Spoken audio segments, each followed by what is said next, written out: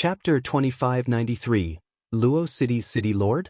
3. Since that's the case, you'll have to trouble this captain to help me make a recommendation. If I can succeed, I will definitely not forget your great kindness. Lung Ruoxue put on an expression of gratitude. Don't worry, he'll take care of this. Tell me the name and he'll recommend it to you. The captain of the guards said impatiently. I'm Lung Shui. Lung Ruoxue said shyly. Lung Shui? It's really a good name, and the person lives up to his name. The captain of the guards praised her, but the truth was, not to mention that the name of the woman in front of him was really quite nice. Even if it wasn't nice, if she was only called a Hua, a Chow, or something, he would still praise her. After knowing Lung Ruoxue's name, the captain of the guards hurriedly took out a registration form and filled it in. Then, he remembered that he had not asked about her age. Lung Ruoxue reported that she was 16 years old. She felt a little embarrassed when she mentioned her age. 16? She was almost 16 years old. Now, in order to observe the changes, he had to pretend to be young. However, for cultivators, age really didn't mean anything. When Big Mountain and his son heard Lung Ruoxue's age, they couldn't help but stare at her with wide eyes. It was obvious that none of them believed that Lung Ruoxue was really only 16 years old. However, a woman's age was naturally a secret. More importantly, a good man should not ask a woman's age. As for a certain guard captain, when he heard that Lung Ruoxue was only 16 years old, he was naturally overjoyed. On top of that, he saw that Lung Ruoxue's cultivation wasn't that high, so he didn't doubt her words at all. Suddenly, he seemed to have thought of something and asked, "You're from the Lung family?" "Yep. However, I'm only from the Lung family's side branch, and my relationship with them is relatively distant." "What? Can't the Lung family participate in the election?" After Lung Ruoxue finished speaking, she looked at the captain of the guards pitifully as she blinked her beautiful eyes with a bitter expression. When the guard captain saw that the beauty was about to cry, it immediately aroused his strong desire to protect her. He quickly said, Sure, we most welcome the daughters of big families to participate in the election. You and our city lord are definitely a match made in heaven. And they're quite well matched in social status. I'm relieved to hear you say that." Lung Ruoxue suppressed her disgust and nodded. "Don't worry, you'll definitely be selected," the guard captain promised. Lung Ruoxue smiled to express her gratitude before asking, "My subordinates and Beastie want to be with me. It shouldn't be a problem for them to enter the city with me, right? I think the security at the city gate is quite strict." "No problem." The guard captain glanced at the little beasts, then at Big Mountain and his son. He thought to himself, what could be wrong with these little things and 2 weak subordinates? However, from the looks of it, the beauty in front of him was really not very favored in the family. This subordinate strength is actually so low, sigh. It was quite pitiful. Fortunately, she had met him. With his recommendation, this beauty would be able to live a good life in the future. Of course, he would also have endless benefits.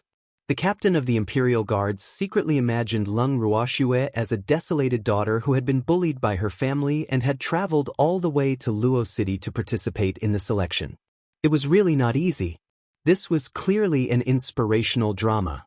After filling in the blanks in his head, he looked at Lung Ruoxue with a look of sympathy. As for Lung Ruoxue, she could feel the guard captain's gaze on her. She could only smile in silence. "Let's go. They'll take you into the city." After feeling sorry for them, the captain of the guard said this with a face full of enthusiasm. Lung Ruoxue, the other 2, and the 5 little beasts did not even have to pay the entrance fee and were directly brought into the city. At this moment, there were quite a number of people on the streets of Luo City. Lung Ruoxue and her group of people followed behind the captain of the royal guards and were constantly surrounded by people. The surrounding people even secretly pointed at them and gossiped about them, causing Lung Ruoxue to almost go crazy. "Thanks, don't worry about those people. They are all friends and relatives of their families. They are jealous that you are more beautiful than their daughter. Just ignore them." The captain of the guards could tell that Lung Ruoxue was a little frustrated, so he kindly explained to her. "All right," he said. Lung Ruoxue nodded obediently. The captain of the guards returned a satisfied smile. An obedient woman would be welcomed wherever she went. He then led Lung Ruoxue and the rest to turn a few streets before the captain of the guards suddenly pointed at an inn and said, "We're here, you guys can stay here." Glancing at the inn, Lung Ruoxue was puzzled. "Why do you want to stay in the inn? I can't stay in the city lord's mansion?" Although Lung Ruoxue's words were a little arrogant, the captain of the guards didn't have any negative feelings towards her. He even thought that this was a display of her self-improvement. However, if these words were heard by the other candidates, it might incur the wrath of the crowd.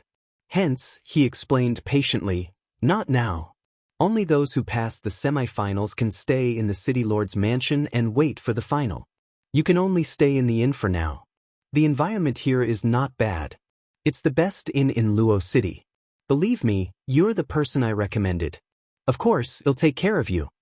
The guard captain added, "I understand." Lung Ruoxue nodded. She couldn't help but think to herself, it seems that the city lord's wife selection is quite complicated. I really don't know what Luo Xian wants to do. Lung Ruoxue, who was full of doubts, stayed in the inn under the arrangement of the captain of the guards. As for Luo Xian and his son, it seemed that she could only meet them in private. After sending off the captain of the guards, Lung Ruoxue had just sat down in the living room when she saw Big Mountain looking at her hesitantly. His expression seemed to be in a dilemma. "What do you want to say?" Lung Ruoxue could not help but ask kindly when she saw how uncomfortable he was. "I didn't expect Senior to come to Luo City to participate in the wife selection for the city lord," the mountain said with a look of sudden realization. However, he felt that something was not right. With this senior strength, it would not be wrong for him to find a piece of land and be a city lord. Why would he be interested in the position of the city lord's wife? This didn't make sense. The mountain had been thinking about this question ever since he entered Luo City, but he could not figure it out no matter what. Hearing Big Mountain's words, Lung Ruoxue, who had just taken a sip of tea, spat it out. She could not help but wipe the cold sweat off her forehead. Lung Ruoxue was even more speechless when she saw Mountain's perplexed and confused expression. What did she say or do to cause the mountain to misunderstand? Lung Ruoxue was both worried and depressed. When Baby heard this, he was so angry that he clenched his little claws and scratched at the mountain's body. As he scratched, he roared fiercely, "Choose your big head. Is that lousy city lord worthy of my lovely master? Do you even have a brain? Do you have a pig's brain?" The mountain felt so wronged. However, he did not dare to talk back. He could only hold his head tightly and dodge the baby's sharp claws. In just a few minutes, his clothes were torn into rags and hanging on his body. Chapter 2594. Luo City's City Lord? For, even so, Baby still felt that it was not enough. He angrily extended his cold claws in front of Mountain and threatened, "If you dare to talk nonsense again, it won't just be your clothes that will be scratched next time." I feel so wronged." The mountain mumbled softly, not daring to look at the fierce baby. "Why are you feeling wronged? My cute master is the one who's feeling wronged. For no reason at all, you arranged for her to be together with that lousy city lord. Let me tell you, if my family's lovely master's fiancé, who likes to drink vinegar, finds out about this, you'll be dead. Do you understand?" Baby threatened. I know." The mountain replied pitifully.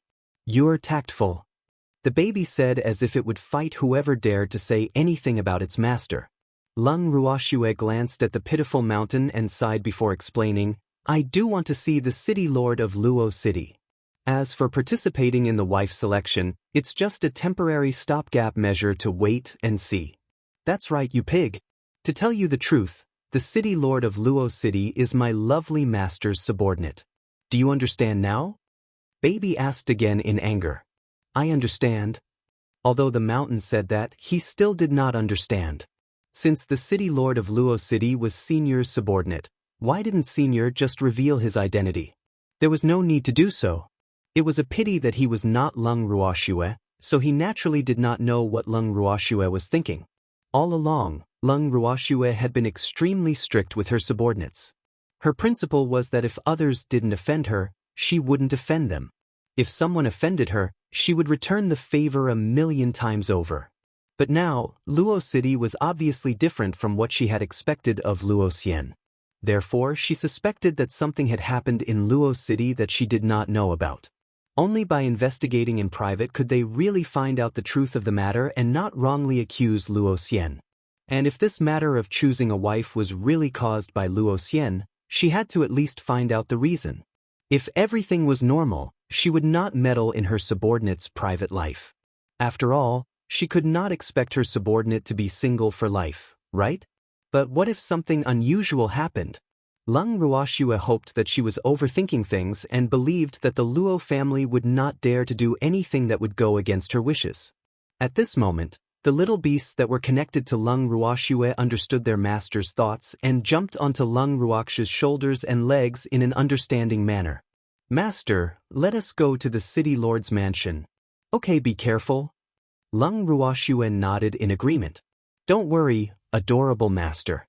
"Well, be careful." Baby promised, then gave the other for a look, and the 5 little things immediately jumped out of the room. The mountain watched the 5 little beasts until they disappeared without a trace. He then said worriedly, "Senior, why don't I go out and take a look as well? I'm afraid they won't be able to find the city lord's mansion." "Thanks, no need, we'll just wait for the news." Leng Ruoxue was very assured of her beastie. Those little things were very clever.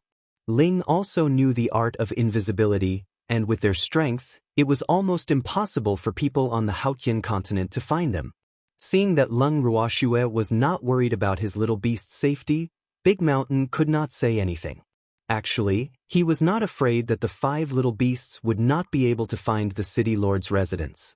He was mainly afraid that if the 5 little beasts were to ask for directions, someone might want to take them in as their beasts. That would be a huge problem. The 5 little beasts were all so cute, it was hard not to be targeted.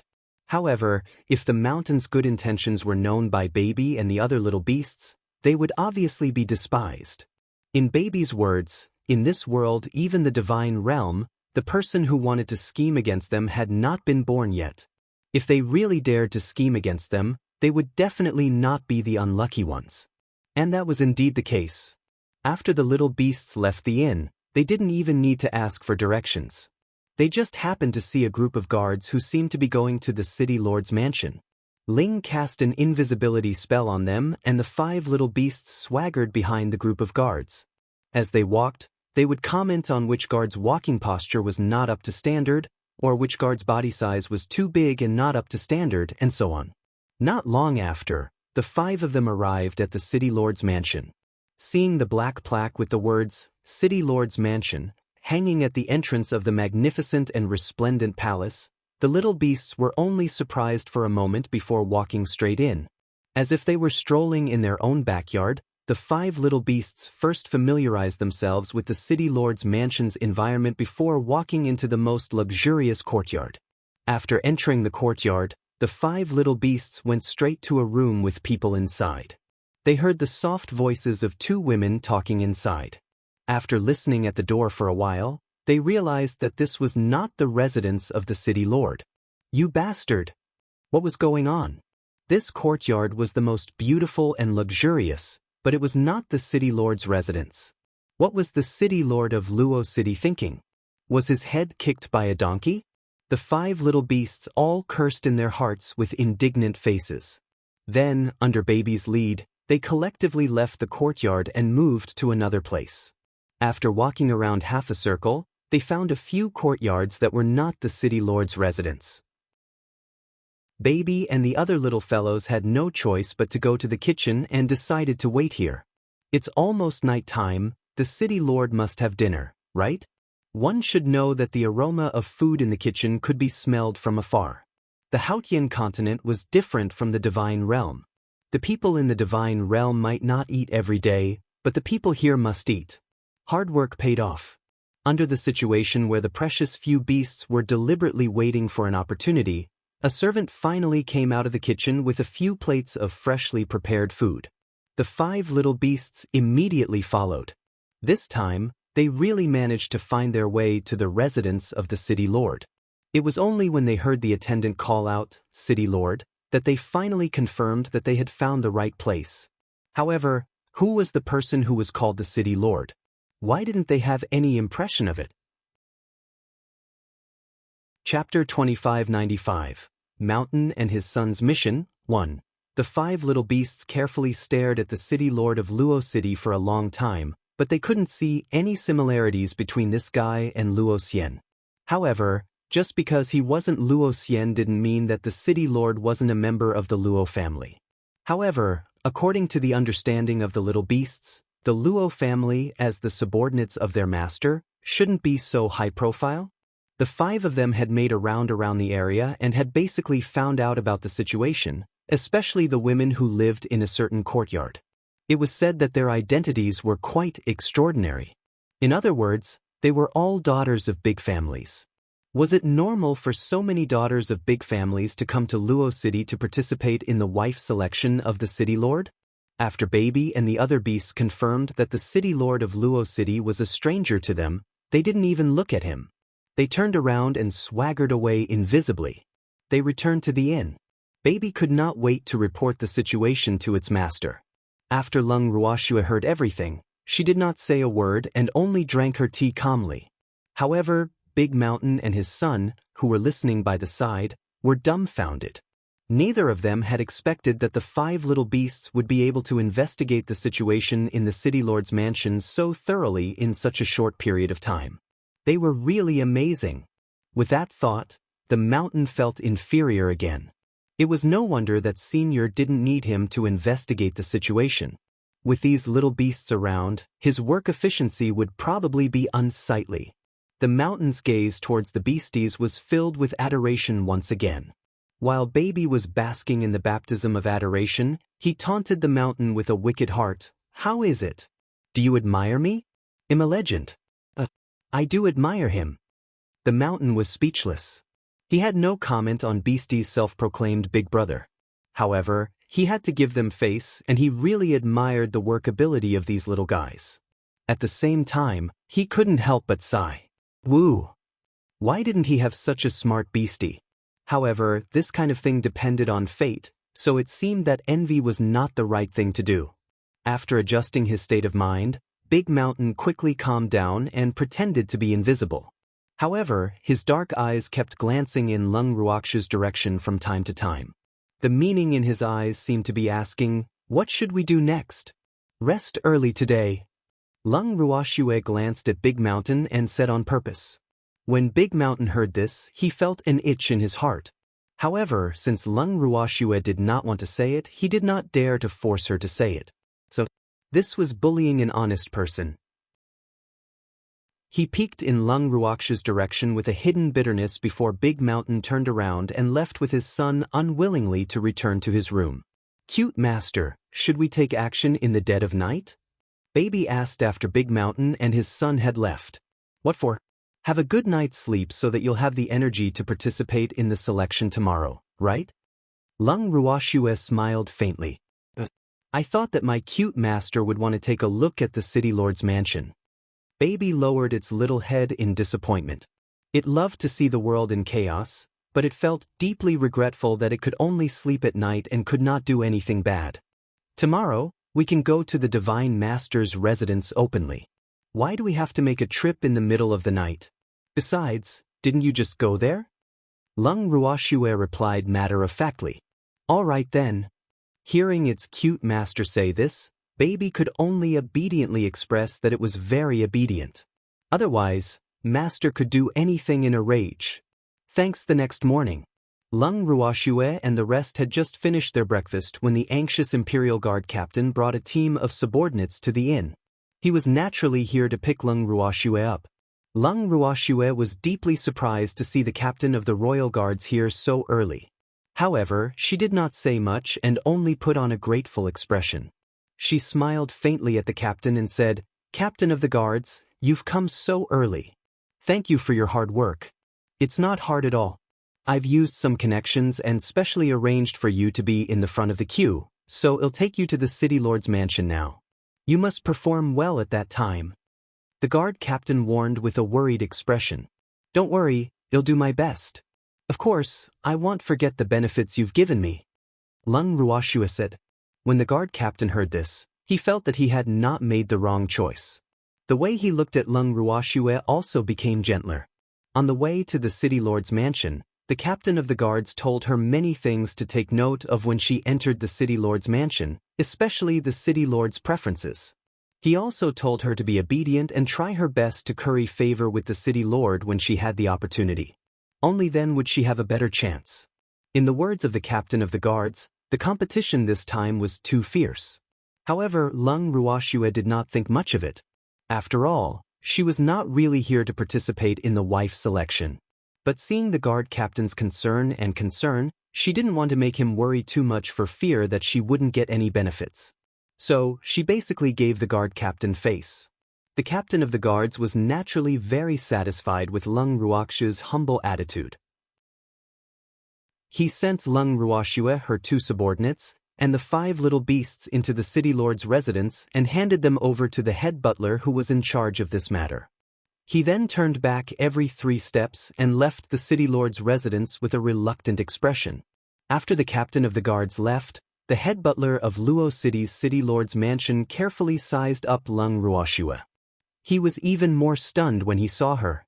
Then he turned around and ran away. When Lung Ruoxue saw this scene, she could not help but feel speechless. What was going on? Did he recognize her? It didn't look like it. Even though she had no idea why the head butler would react in such a way, Lung Ruoxue could clearly sense that there were a few complicated and venomous gazes directed at her. The courtyard they were in wasn't too big. Besides her, there were more than 10 young women standing in the courtyard. These women's faces were undoubtedly beautiful, but their gazes made Lung Ruoxue extremely unhappy. Obviously, she had unfortunately become the public enemy of these women. Seeing the situation, Lung Ruoxue really wanted to cry out for her own innocence. She really wasn't here to fight for status with these women. Unfortunately, she couldn't say such words now. In addition, she also despised these women who regarded her as a vase and let others judge her. That was clearly degrading herself. She would never do such a thing herself. However, she would not want to meddle in other people's business and save them from the sea of suffering, because she knew that these women were all willing. A family had raised and cultivated them, and marriage was their only use. It had to be said that this was also a kind of sorrow for women. Lung Ruoxue couldn't help but sigh when she saw the behavior of these women. There was definitely something detestable about pitiful people. They had already been raised to the point where they were beyond redemption. Come with me. Just as Lung Ruoxue's thoughts were flying around, a voice suddenly sounded by her ear. Lung Ruoxue turned around subconsciously and happened to see a certain butler staring at her with bright eyes. Chapter 2596, The Mountain Father and Son's Mission 2. Nodding her head, Lung Ruoxue obediently followed the city lord's residence's head butler out of the courtyard. She was led by the head butler to a courtyard that was about the same size as the previous one. The head butler then said to her, "Go in. The city lord is waiting for you inside." Hearing this, Lung Ruoxue was slightly taken aback. What did he mean by the city lord was waiting for her inside? The city lord was going to participate in the semi-finals? In reality, what Lung Ruoxue didn't know was that her second round of examinations was different from others. Because the head butler had already submitted her information and praised her, the city lord of Luo City was immediately interested. He wanted to meet Lung Ruoxue in private. If she was really as beautiful as the head butler described, he could open a special channel for Lung Ruoxue and let her pass the second round of examinations. However, Lung Ruoxue was naturally not aware of this process. This was different from what the captain of the guards had told her. Hence, she did not expect to be able to meet the city lord of Luo City so soon. However, this was a good thing for her. Lung Ruoxue was only stunned for a moment before she regained her senses. She nodded at the head butler and stepped into the unremarkable courtyard. This courtyard was not an ordinary courtyard. It was the real main courtyard of the city lord of Luo City. As the city lord, it was inconceivable for him to live in such an unremarkable courtyard. However, Lung Ruoxue had already received reports from Treasure and the other little beasts, So she was rather calm about the fact that the city lord of Luo City was living here. Once they entered the courtyard, an attendant immediately led Lung Ruoxue to a room. The attendant opened the door and let her in. However, the room was pitch black, and she couldn't even see her fingers. Seeing this scene, Lung Ruoxue didn't know how to express the feelings in her heart. At the very least she was thinking, what the hell is this? Mysterious? Suddenly, a beam of light shone on Lung Ruoxue's body. She subconsciously dodged, but the beam of light continued to chase after her. The beam of light slowly moved down from her face to her body, and it also provoked Lung Ruoxue's anger. Lung Ruoxue was furious. He was furious. It was obvious that she was feeling emotional. A voice came from the dark corner. You're indeed a rare beauty. I'm very satisfied with you, so you can stay. But I'm not satisfied with you. What should I do? Lung Ruoxue resisted the urge to beat him up and replied indifferently. You're still a little chilly, but I like it. The owner of the voice chuckled as he continued. I don't like that. Lung Ruoxue was almost speechless. What was this fellow trying to do? Or was this Luo City's city lord a little shameful? I hate people who pretend to be mysterious the most, she continued. You just happen to be right. Beauty, calm down. I just wanted to create a sense of mystery. If I made you unhappy because of this, I'm very sorry. The owner of the voice coaxed patiently. I don't think there's anything mysterious about you. Could it be that you're so ugly that you can't be seen? Or are you afraid of scaring me because you're too old? Lung Ruoxue said on purpose. Beauty, don't worry. I'm neither ugly nor old. You'll definitely be satisfied with me. When the owner of the voice heard Lung Ruoxue's words, he laughed happily. However, after Lung Ruoxue heard his words, she could not help but frown. From this guy's voice, she could not tell how old he was. It could be said that his voice was very young. However, to be able to become a city lord, how could this man be young? Thanks, however, this fellow was hiding in a dark corner and refused to come out. For a moment, Lung Ruoxue, who had been hiding her strength and did not want to reveal it too early, could not do anything to him. How could she provoke this man to come out?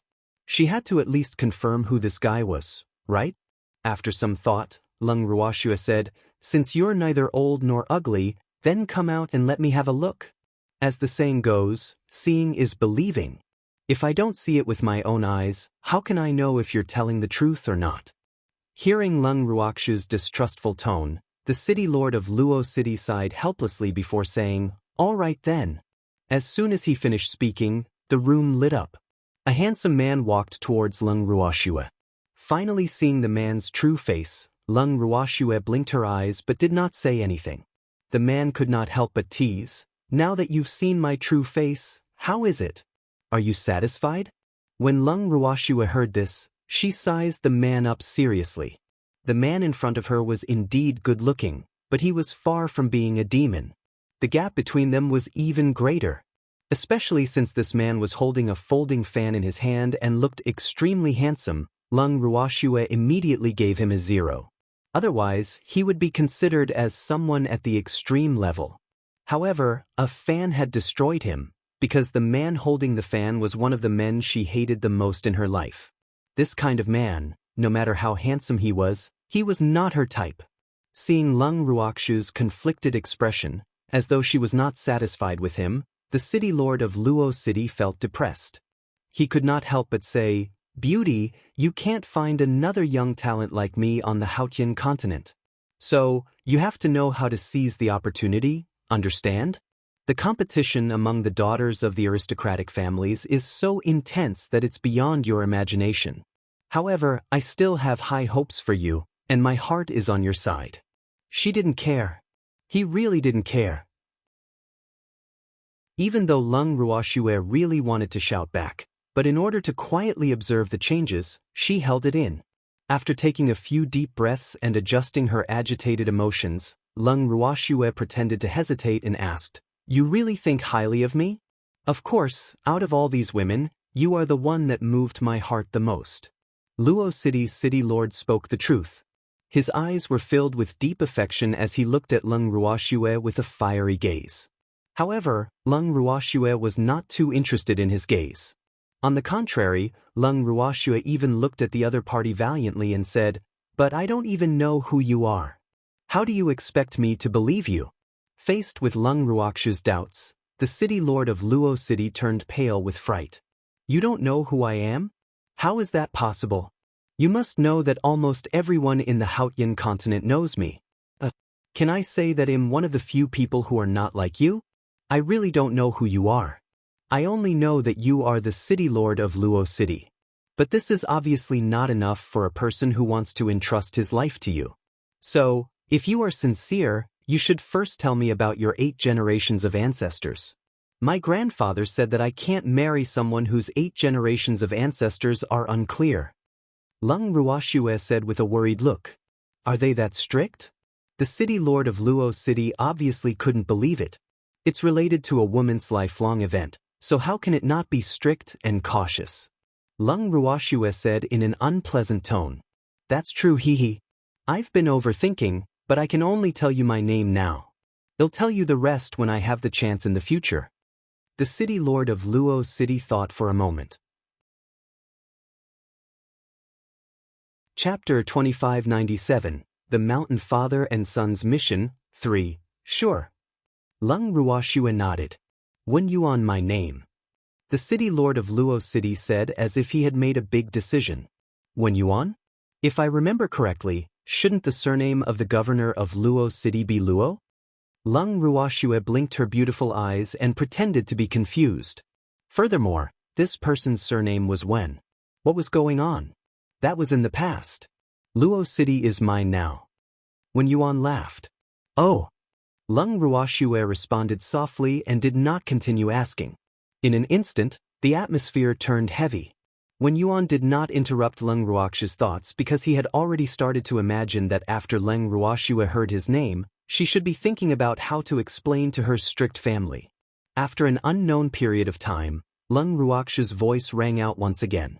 She asked very directly, "Then this Luo City? Was it you who took it?" It can't be considered snatching, it can only be said that the winner is king and the loser is bandit. Wen Yuan did not get angry at Leng Ruoxue's disrespect. Instead, he explained with a gentle smile. "You're right, this world is where the strong are respected." Leng Ruoxue pretended to agree. "Not bad. Luo City will be ours from now on." When Wen Yuan saw that Leng Ruoxue finally had the same thoughts as him, he couldn't help but say happily, "What if I say that I want to control the entire Haotian continent?" Leng Ruoxue suddenly asked after hearing Wen Yuan's words. Wen Yuan was stunned by Leng Ruoxue's question, but a smile quickly appeared on his handsome face. He said in satisfaction, "I didn't misjudge you. You're the most suitable woman to stand side by side with me. I'm surprised that you have such an idea, but I'm even more satisfied with you. However, my goal is much bigger than yours. I want just focus on this small Haotian continent. Do you have a bigger goal?" Leng Ruoxue blinked her eyes and put on a look of seeking answers. "Of course, my goal is the divine realm. However, this is still too far away for us now. However, I hope that one day, you and I can stand at the peak of the immortal realm together, looking down on the world." When Wen Yuan mentioned this goal, his eyes became brighter and brighter. Leng Ruoxue could see his ambition from his dark eyes. However, she would not comment on whether he would succeed or not. "So, are you willing to do it?" After he finished speaking, Wen Yuan asked Leng Ruoxue about her thoughts urgently. "Of course I want to, but I don't have that kind of ability." Leng Ruoxue said shyly, "I'm here, what are you afraid of? As long as we persevere and work hard, we'll succeed one day." Wen Yuan's aura suddenly rose. "Then I'll be looking forward to this day." Leng Ruoxue agreed helplessly. Now, she could see that this fellow's mental state was definitely not normal. Otherwise, why would he have such a weird idea? Did he really think that the divine realm was that easy to conquer? With the people under him? Furthermore, Leng Ruoxue had also managed to find out some of his background from her conversation with Wen Yuan. Naturally, she was not willing to continue feigning civility with him. However, it was not a good time to fall out with this fellow right now. Hence, she made an excuse that she was tired and turned to leave under Wen Yuan's reluctant gaze. Even after walking for a long distance, Leng Ruoxue was still drenched in sweat. Wen Yuan and the previous captain of the guards were indeed a group of friends. Just look at that pitiful little eyes. They were exactly the same. But unfortunately, that look was of little use to her. Just as Leng Ruoxue was thinking about this, the head butler, who had disappeared for quite a while, caught up with her and brought her to another courtyard without giving her any chance to explain. This courtyard must have been arranged for her by the head butler. It had its own door and courtyard. Other than a few familiar figures, there was no one else. "Thanks, cute master. How did the interview go?" Upon seeing Leng Ruoxue, Baby was the first to jump onto her shoulder and tease her. Seeing that big mountain and his son, as well as the other 4 beastie, were also looking forward to it, Leng Ruoxue could only say helplessly, "It's all right. The city lord seems to be very satisfied with me." "Of course I'm satisfied. This is a place that the city lord specially asked me to arrange for you to stay in. Moreover, Miss Leng is the only one living here. The daughters of the other families are all squeezed together by a few people." When the head butler heard this, he quickly spoke up. Who knew that when Baby heard this, he curled his lips and said with a dark expression, "What? My place is much bigger than my cute masteress." Hearing that the little fox seemed to be very dissatisfied with the size of the residence, the head butler quickly explained, "They have a lot of people. Moreover, even though the place they're living in looks luxurious on the outside, the decorations inside are definitely not as exquisite as this place. This is all because my master is born to keep a low profile and doesn't like to be ostentatious. Therefore, the places he gives his own people to live in look ordinary, but there's a universe inside. As for the places for the guests, although they look gorgeous and noble, they're flashy without substance." Luo City's city lord's mansion's chief butler said after taking a breath. His words also revealed 2 meanings. First, it indicated that the city lord had already treated Leng Ruoxue as one of his own. Second, naturally, it was the place they were currently living in, which looked unremarkable but was definitely the best. This is more like it. Baby was satisfied after hearing this. The head butler was sweating profusely in fear. So, fortunately, this little fox was finally settled. If it wasn't for the fact that its owner was about to become the mistress of Luo City, he wouldn't have to bow to this little fox. After taking care of the treasure, the head butler immediately ran out of the place as if he was running for his life.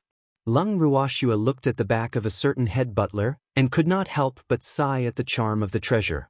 Of course, it was a charm that could scare people to death. Leng Ruoxue brought Deshan, his son, and the 5 little beasts into a room. She set up another boundary before telling them about the governor of Luo City. Hearing that their cute master suspected that the city lord of Luo City might be a member of the Wen family, Baby and the other beasts were surprised. There was actually a fish that escaped the net from the Wen family? It was too amazing. How did this guy survive? It was said that after the Wen family in the god world died out, the Wen family in the godly mainland might have also died out. So where did this Wen Yuan come from? He couldn't have jumped out of a rock, right? Master, why are there still people in the Wen family? They even came to the Haotian continent and occupied our territory? Are they looking for death? Suddenly, Baby said angrily. He was so angry that all the fur on his body stood up. That's right. This is definitely a robbery. Master, we can't let them do as they please. The Mei also clenched her little claws with a look of righteous indignation. Master, let's go and kill them now. Take this opportunity to take back Luo City. We can't let others take advantage of our place.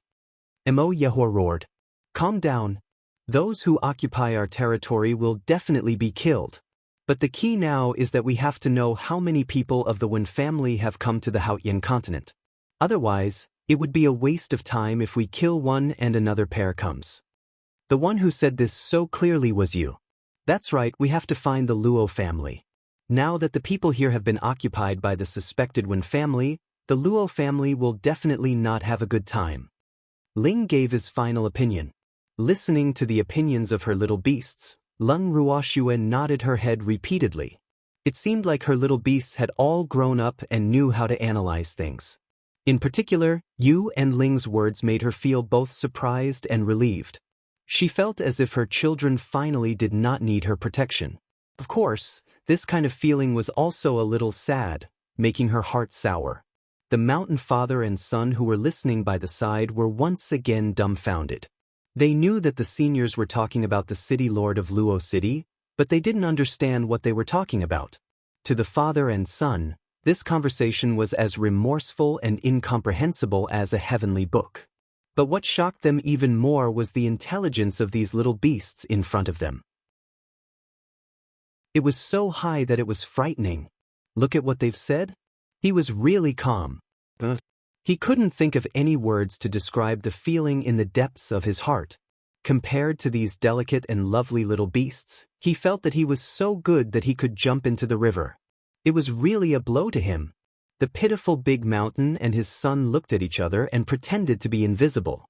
At that moment, Baby moved in front of the worried-looking father and son and said with a smile, "Big Mountain, I have a mission for you. Can you do it?" "What mission?" the mountain asked in a daze. "From today onwards, when you're free, take Xiao Shan around the city and help us find out more about the Luo family. Remember, you must find out in private and not let everyone know, understand? If we dare to expose our identity and alert the enemy, hee. Just wait for my punishment." Baby laughed evilly. Actually, if it could, it really wanted to go out by itself, but it was afraid that bad people would take advantage of its master, so it could only stay at its post to protect its master. After all, in its heart, its master was much more important than the Luo family. As for the mountain father and son, his own strength was low, so what if he went out to find out some information? It would not be noticed by others. There was also Xiao Shan. Although the baby was young, it had been trained by the baby these days and had become much smarter. It was no longer as timid as before, so it was still very optimistic about the father and son pair. This time, it would be a chance for them to show off. When the mountain father and son heard this, they nodded repeatedly and said cautiously, "I promise to complete the mission." Chapter 2598, Smashing with Money, 1. Baby nodded in satisfaction, then said to the mountain father and son, "Then you guys can go out for a walk now." The mountain did not expect the little purple fox to be so impatient. However, it was not even noon yet. It was indeed a waste of time to just stay here. Furthermore, Lung Ruoxue had brought the father and son out of Fu City, so he really wanted to repay Lung Ruoxue for saving his life. It wasn't difficult for him to gather some information.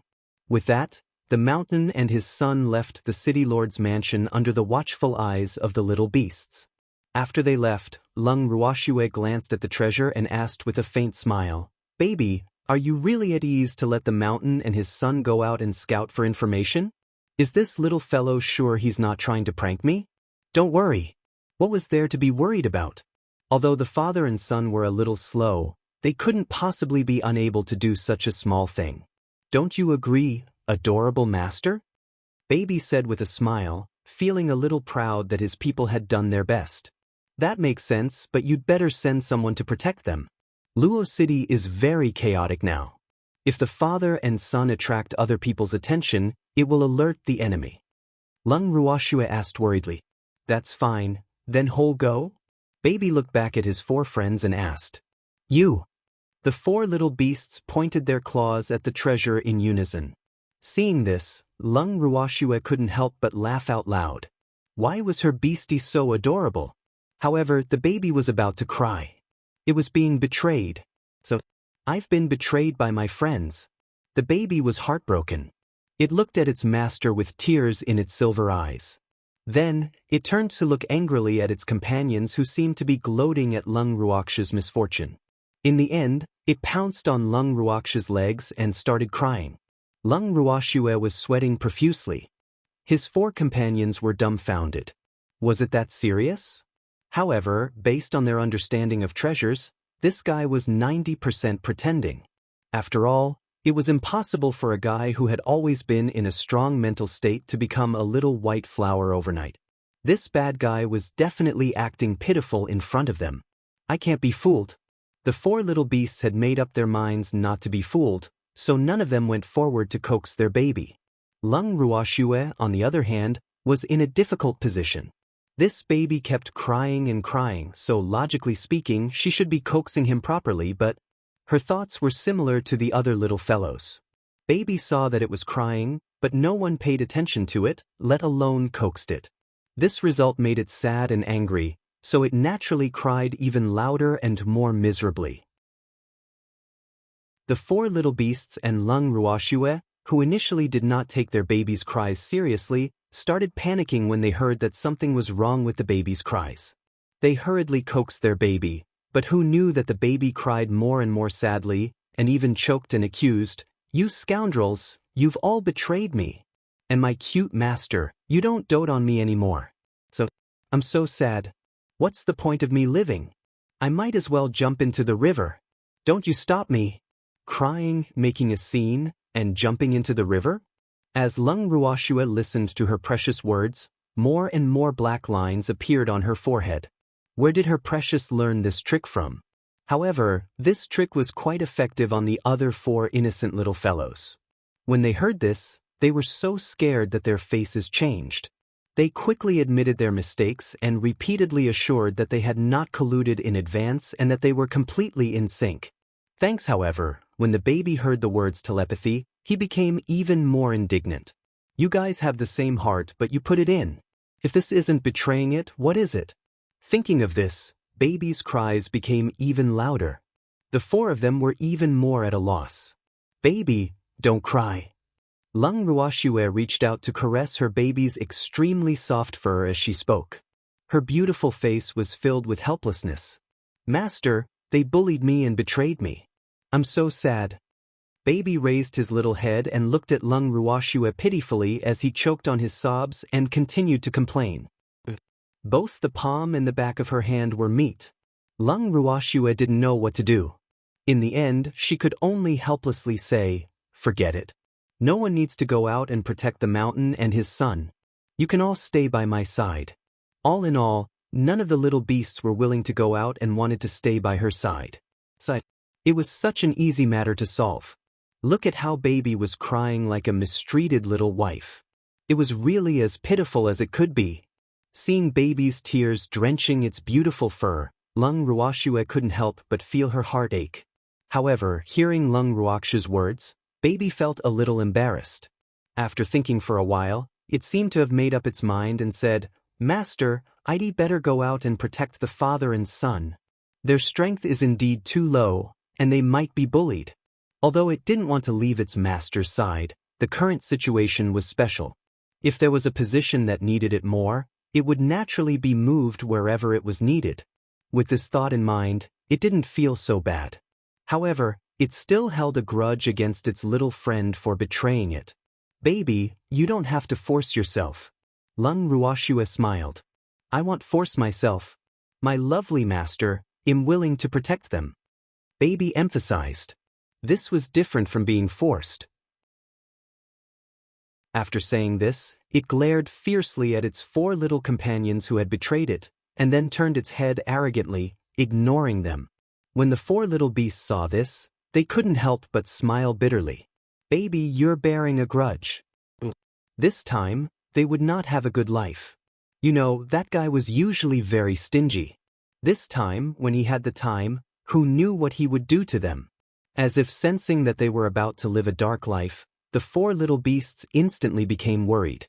However, this didn't stop baby from asking Ling to cast an invisibility spell on it, because it felt that if such a cute thing like it were to walk out like that, it might be captured as a pet by someone who didn't have eyes. This was definitely something that it couldn't stand. When Ling Yi heard that his baby needed his help, he immediately ran over to his baby and served him with his super 5-star service. After making sure that his baby was satisfied, Ling Yi personally watched him leave the city lord's mansion. Ling Yi then let out a light sigh and reluctantly returned to his room. Who knew that the moment he returned to his room, Ling would immediately be surrounded and beaten by his other three companions. In the situation where 2 claws couldn't fight against 6 claws, Ling was completely defeated. The defeated Ling wrapped his arms around his master's wrist and looked up at the sky at a 45-degree angle. Tears could be seen in his eyes, making him look very pitiful. Lung Ruoxue caressed Ling's damaged scales with a hint of sympathy, silently expressing her support for him.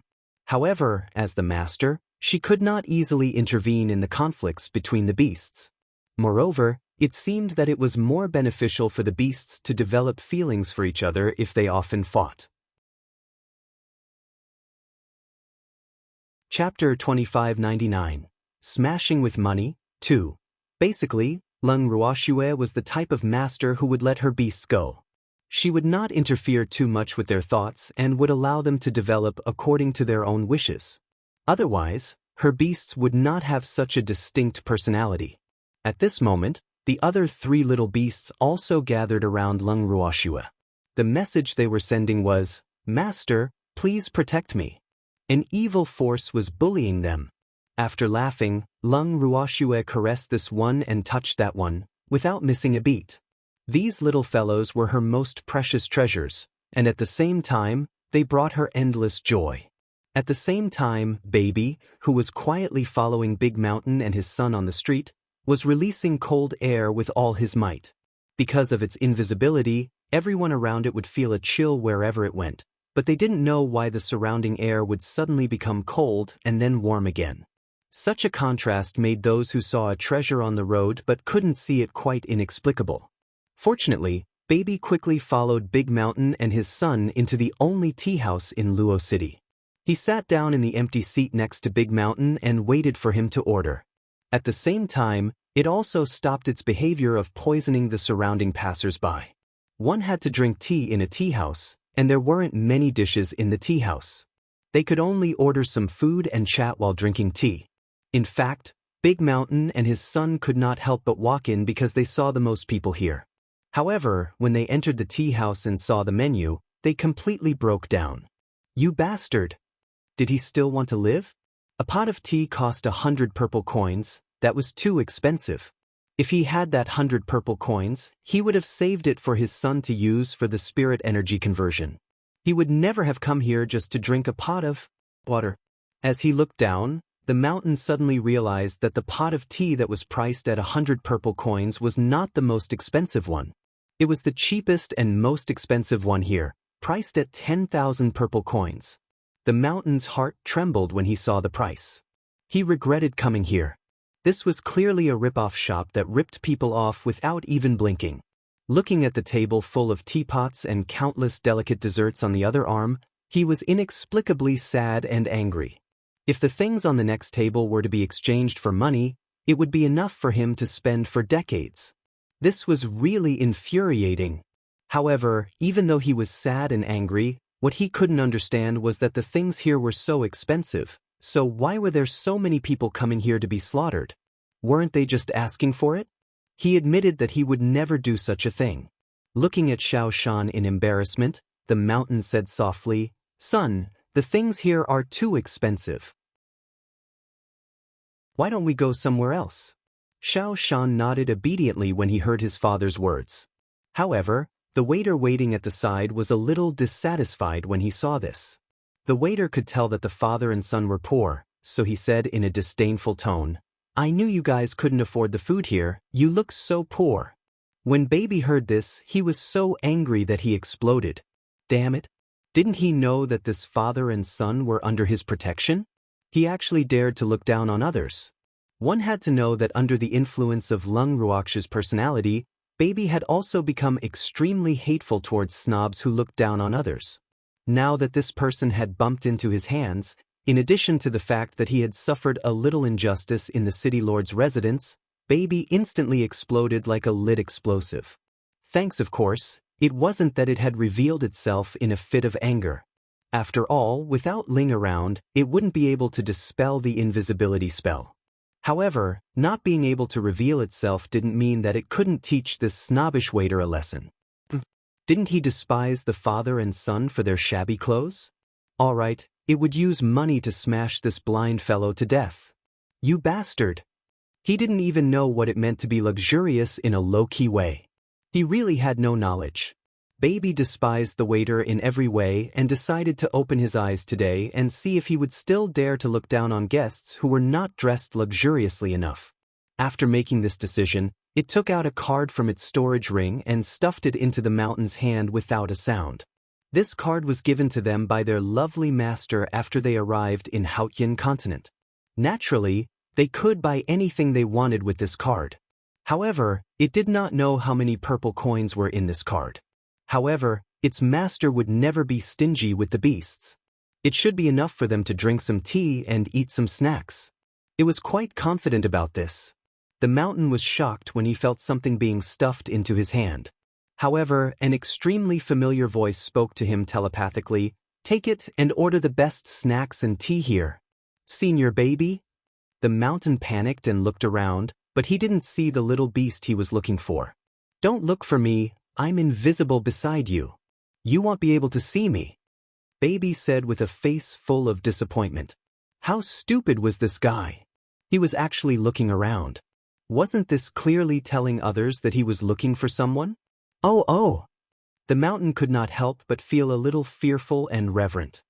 He had never dreamed that the treasure would be by his side all this while. Was it trying to protect him? When he thought of this, he felt overwhelmed by the favor. He didn't expect that his baby, who always scolded him, would be so good to him at this critical moment. He was so touched. The mountain's eyes were filled with tears. He sighed in his heart. It felt good to be cared for. Fortunately, his baby did not know what he was thinking.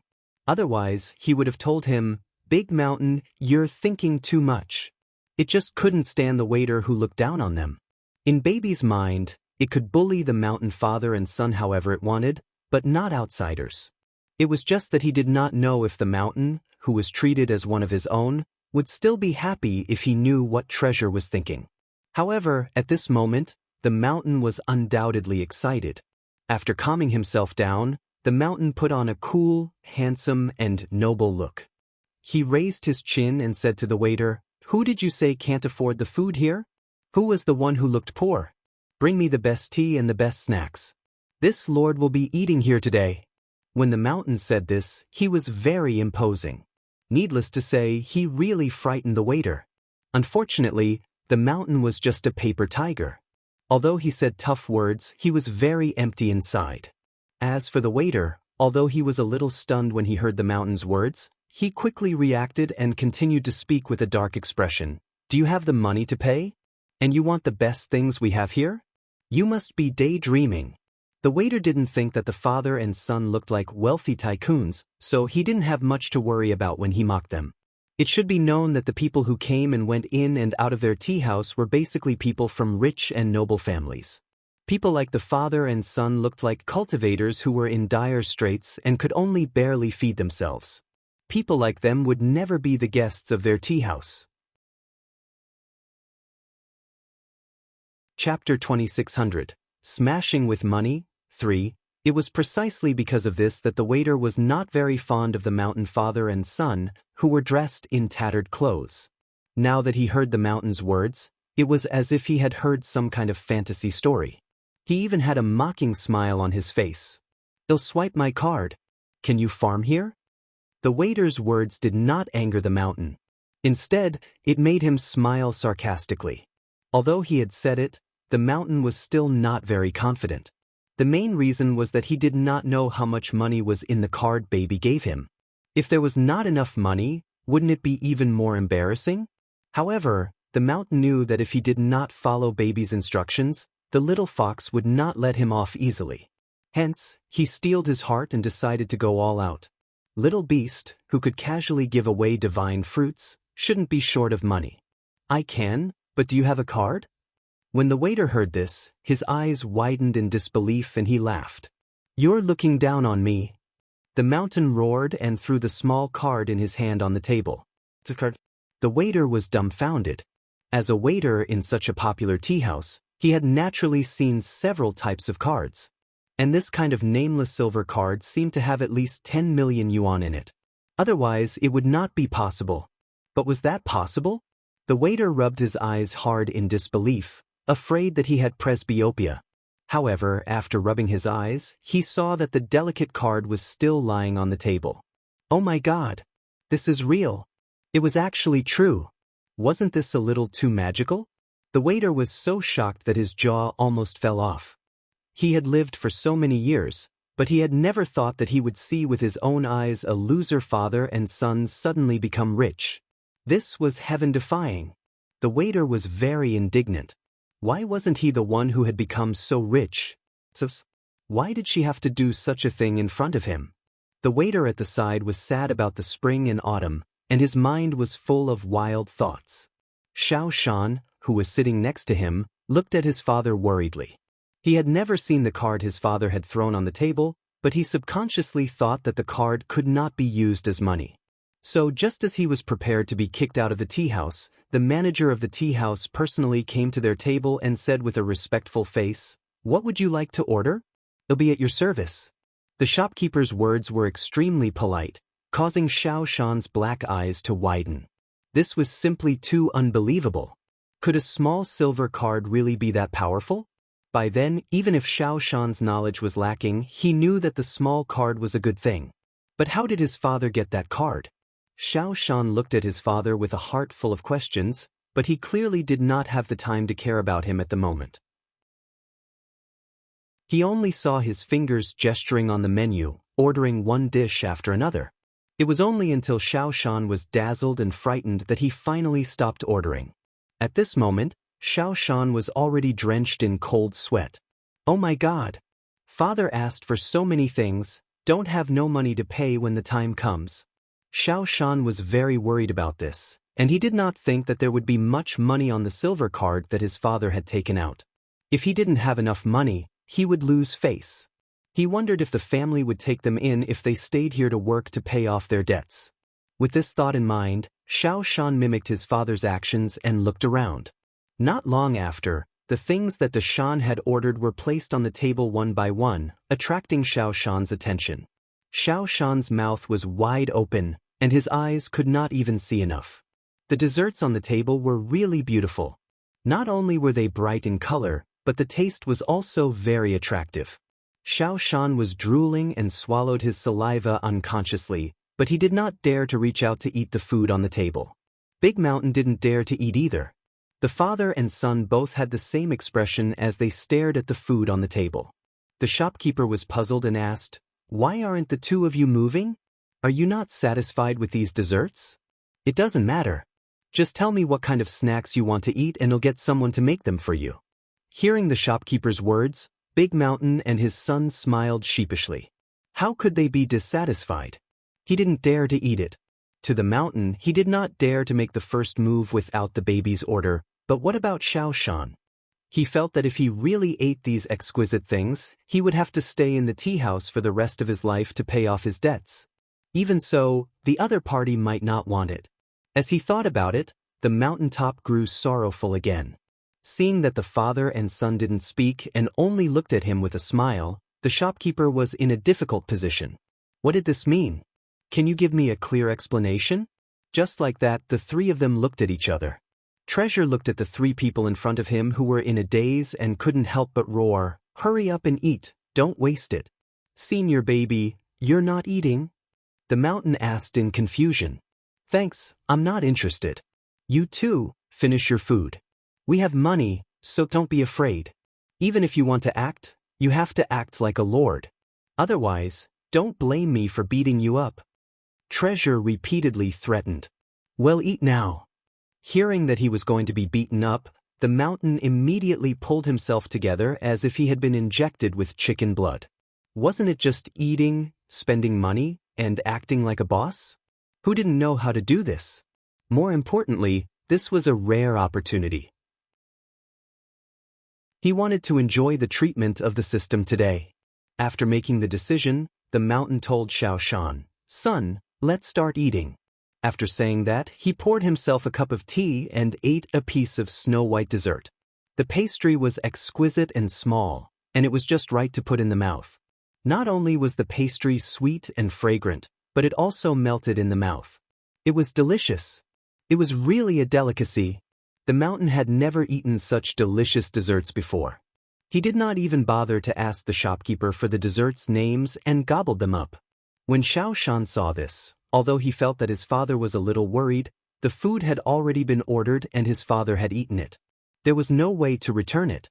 As such, he could only risk his life to accompany his father and do whatever he wanted. At most, the father and son would both stay and work to pay off their debts.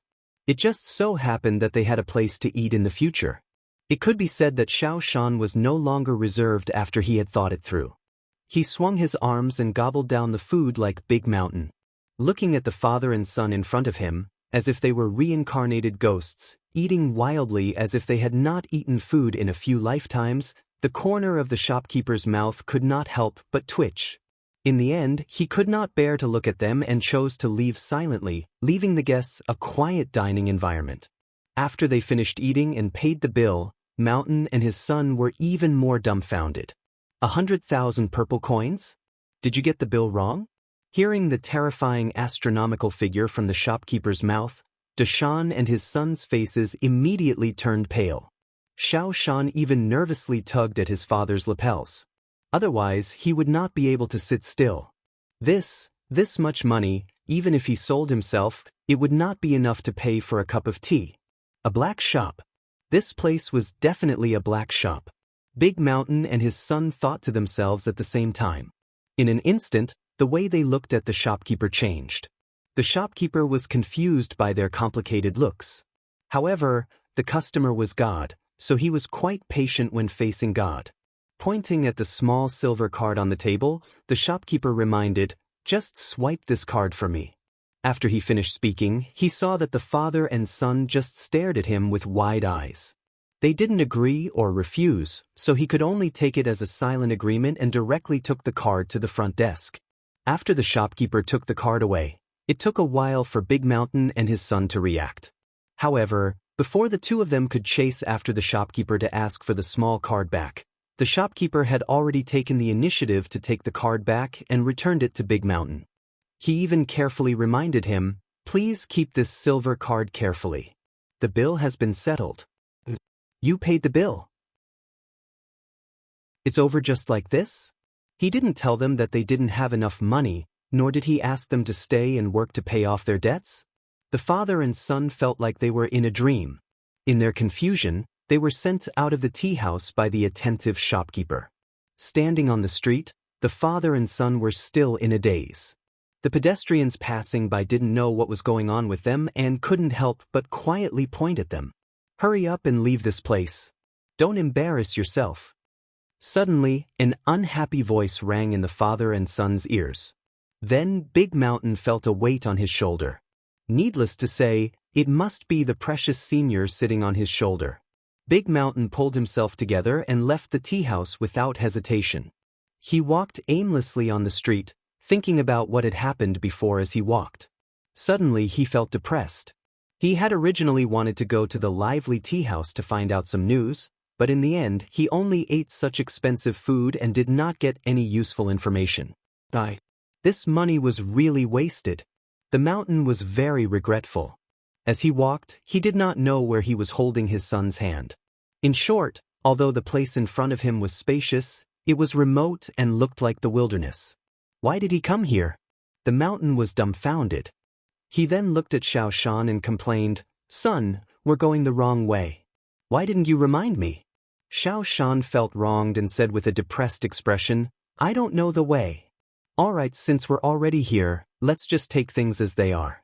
What's the big deal?" Hearing the father and son's conversation, Baby said very disapprovingly. At the same time, he perked up his little ears to listen in the distance. "Someone's following us." Baby laughed evilly and said. The mountain father and son immediately became alert when they heard this. Chapter 26:01. The scar has healed and forgotten the pain. 1. As if they knew that they had been discovered, the few people following Big Mountain and his son were no longer sneaky. They showed themselves and swaggered in front of the father and son. The mountain looked at the 5 men who had nothing to fear. He was so scared that he shivered in his heart. There was even a hint of despair in his heart. He could not tell the strength of the people in front of him. They looked like fiendish people. Just a slight glance at them made the hearts of the mountain father and son tremble. In the face of a strong enemy, the mountain father and son's legs turned to jelly. It was not that they wanted to be so useless, but the opponent was too strong for them to beat. The father and son thought to themselves, "Is Luo City that unsafe? Why would there be people thinking about it in broad daylight? It should be robbery, right?" Big Mountain and his son were so depressed that they were on the verge of tears. They didn't know why they were worth being robbed. One had to know that the father and son were penniless paupers. They were the people these people wanted to rob. To be honest, they were dressed better than them. Therefore, Big Mountain and Xiao Shan couldn't think of a reason no matter how hard they racked their brains. At this moment, they were so scared that they had completely forgotten about the act of pretending to be rich in the tea house. Even the treasures were directly thrown to the back of their minds. In order to quietly watch the strange changes, the baby also did not say a word. As a result, the father and son lost their backbone. Immediately, their hands and feet went soft, and their whole body trembled. When the people opposite them saw how useless the father and son were, they all laughed wildly. One of them even shouted, "Brat, hand over the silver card in your hand to this lord, and this lord will spare your life. How about it?" The one who spoke was dressed in black. He was tall and burly, and his expression was even fiercer. He looked somewhat like the leader of the five, and the other four did indeed follow his lead. However, after the mountain heard his words, he looked confused and asked, "What silver card? I don't have a silver card." "No? Kid, do you think we're blind or deaf?" The man who spoke was furious. He felt that the mountain was deliberately acting dumb. Fortunately, the mountain did not know what the man was thinking. Otherwise, he would be so depressed that he would bang his head against the wall. He was not pretending to be stupid, he had really forgotten. However, after the black-clothed man's reminder, he suddenly realized that it was the silver card that had attracted these guys. "Oh right, where's my precious senior?" The mountain finally remembered the existence of the treasure and kept calling out in his heart, "Senior treasure? Dear senior." Unfortunately, the baby did not give him any response. Immediately, the mountain became even more anxious, and cold sweat dripped down his forehead. The mountain reached out his hand and touched his shoulder subconsciously. He wanted to remind his baby that the situation was critical, but more than that, he wanted to ask what he should do. Who knew that just as his hand touched his shoulder, his hand was grabbed by a sharp object.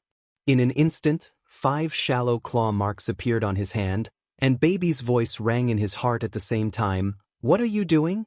If you dare to reach out again, it won't just be a scratch." "Senior baby, I just want to remind you that someone is going to rob us," the mountain said gloomily. Actually, there was something he did not dare to ask, but what should he do now?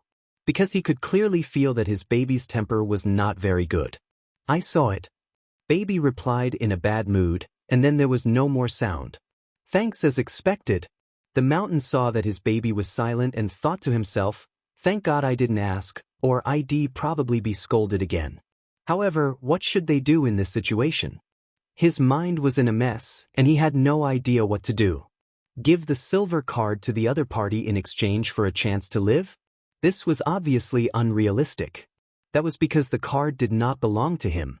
If he really handed the card over to the other party, baby would definitely be furious. At that time, he would probably be the unlucky one. Escape? It seemed even more impossible. The strength of the other party's 5 people was all above his own. If they could escape, that would really be a fantasy. With that thought, the mountain felt even more depressed, at the same time conflicted.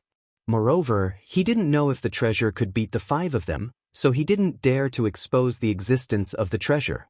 He was even a little glad that the treasure was invisible, otherwise he would have been in trouble. Seeing that the mountain didn't respond for a long time, the man in black who had spoken before was instantly enraged.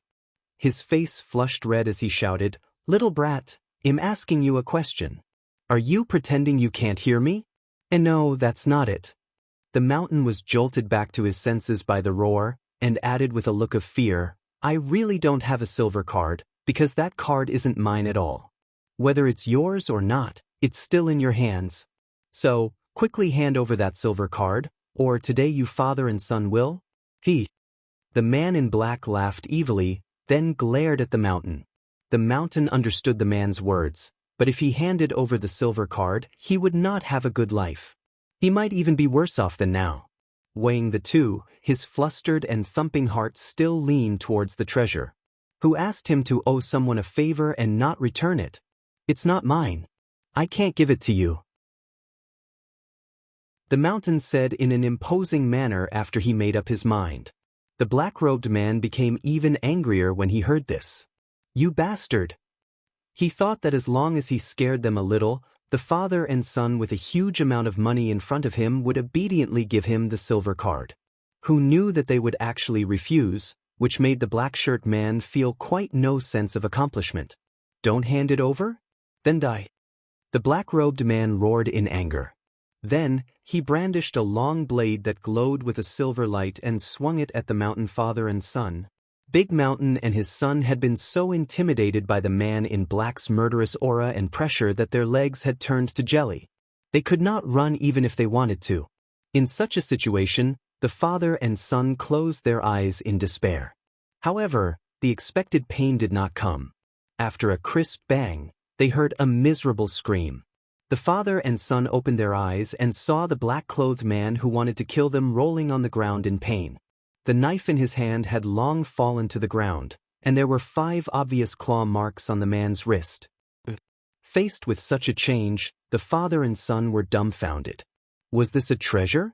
The two of them immediately felt relieved. At least they had managed to keep their lives. Just as the father and son heaved a sigh of relief, they saw with their own eyes that the other 4 people had also fallen to the ground in pain. All of them used one hand to cover their injured wrists in unison. Their injuries were the same as the man in black. Needless to say, it must have been the work of the treasure. Seeing this, the mountain father and son were finally at ease. At the same time, he was glad that there was a treasure. Otherwise, this father and son would lose their lives. However, while they were relieved, the 5 people who were rolling on the ground in pain were so depressed that they wanted to bang their heads against the wall. Damn it, they didn't even see who did it, okay? Could it be a ghost? Chapter 26:02. You've forgotten the pain after the scar healed, too. When the 5 of them thought of this, they couldn't help but feel a little afraid. Although they were cultivators and were least afraid of things like souls, they were still afraid when they thought about this thing on Haotian continent. Because this thing shouldn't have appeared here. Who is it? Don't play tricks, get out here. Among the 5 people, the more courageous man in black even pretended to be brave and shouted loudly. Naturally, no one responded to her. Baby, who was sitting on the mountain's shoulder, was too lazy to pay attention to him. He was not even willing to give him a look. The mountain father and son looked sympathetically at the man in black, who had sat up but was still gritting his teeth in pain. He thought to himself, what a pitiful guy. He's injured but doesn't know who did it. AI. With an opponent that he couldn't see, he would probably be extremely depressed, right? With this thought in mind, the two of them felt more sympathy for the man in black. The man in black roared for a while, but when he saw that his opponent did not even give a response, he was so angry that his anger rose to the top of his head. At this time, he felt 2 sympathetic gazes. When he looked, it was actually the father and son that he wanted to teach a lesson. Suddenly, his anger increased a little. How detestable! This pair of father and son were clearly ants in his eyes, but now they actually sympathized with him? This was like a cat being pitted by a small mouse. As the mouse's nemesis, the cat definitely couldn't take such a blow. That was how the man in black was feeling right now. When he felt the sympathy of 2 ants on him, the anger in his heart exploded. He immediately shifted his hatred to the mountain father and son and roared fiercely, "Did you do it?" The mountain and his son looked innocently at the demonic fellow and shook their heads. "It wasn't us. It wasn't us. Our hands can't scratch a scar like that on your wrist. That's your accomplice too." The man in black deliberately said, "We don't have any accomplices, didn't you see that? We only have 2 people." The mountain said with a face full of sincerity. He could not help but add in his heart, Plus, there's an invisible little fox. The man in black knew that he was just making things difficult for her and that she was telling the truth, but he didn't know why he felt so aggrieved and unhappy. This kind of feeling was stuck in his chest, and it was as depressing as it could get. After a long time, the man in black, who had been holding back his anger, roared at the mountain and his son fiercely, "Quickly hand over the silver cards in your hands and I'll spare your lives." This time, Big Mountain and his son were no longer afraid. The two of them looked at each other and shook their heads in unison. Their meaning was obvious. They were not going to hand it over. Now that they had the treasure, they felt that there was no need to be afraid of these 5 people. It was good to have a treasure. They were all very confident. The two of them relaxed and were no longer afraid of the black-clothed man's threat. When the man in black saw that the 2 little ants in front of him were not afraid of his threat, he suddenly became angry again. His face turned red and he shouted, "You're the ones who are seeking death." After saying that, he picked up the knife that he had dropped on the ground and used his uninjured hand to wave it at the father and son again. Thanks with the previous experience, Big Mountain and his son stared at the man in black without blinking. They wanted to see what kind of retribution he would suffer this time. The result was the same as last time. With a bang, the knife fell, followed by a horrifying scream. Then, the tall and fierce-looking man in black fell to the ground again. Upon seeing this, the other 4 people who had just relieved some of their pain were all dumbfounded. This was really a ghost. For a moment, the other 4 were so afraid that they didn't dare to move. They all carefully observed their surroundings, afraid that some invisible guy would also claw them. At that moment, seeing that the few fellows who wanted to rob him had finally stopped, Treasure transmitted a message to the mountain, asked them about the situation of the Luo family. If they are honest, give them a few healing pills. "Oh, okay." The mountain quickly agreed, then turned to the 5 people on the ground and said, "I have a few questions to ask you. If you can answer honestly, I'll give you a few healing pills. How about it?" "A healing pill?" Upon hearing these 4 words, the eyes of the 5 people immediately released a wolf-like green light. This guy actually still had healing medicinal pills. It seemed like it was a wise decision to rob him.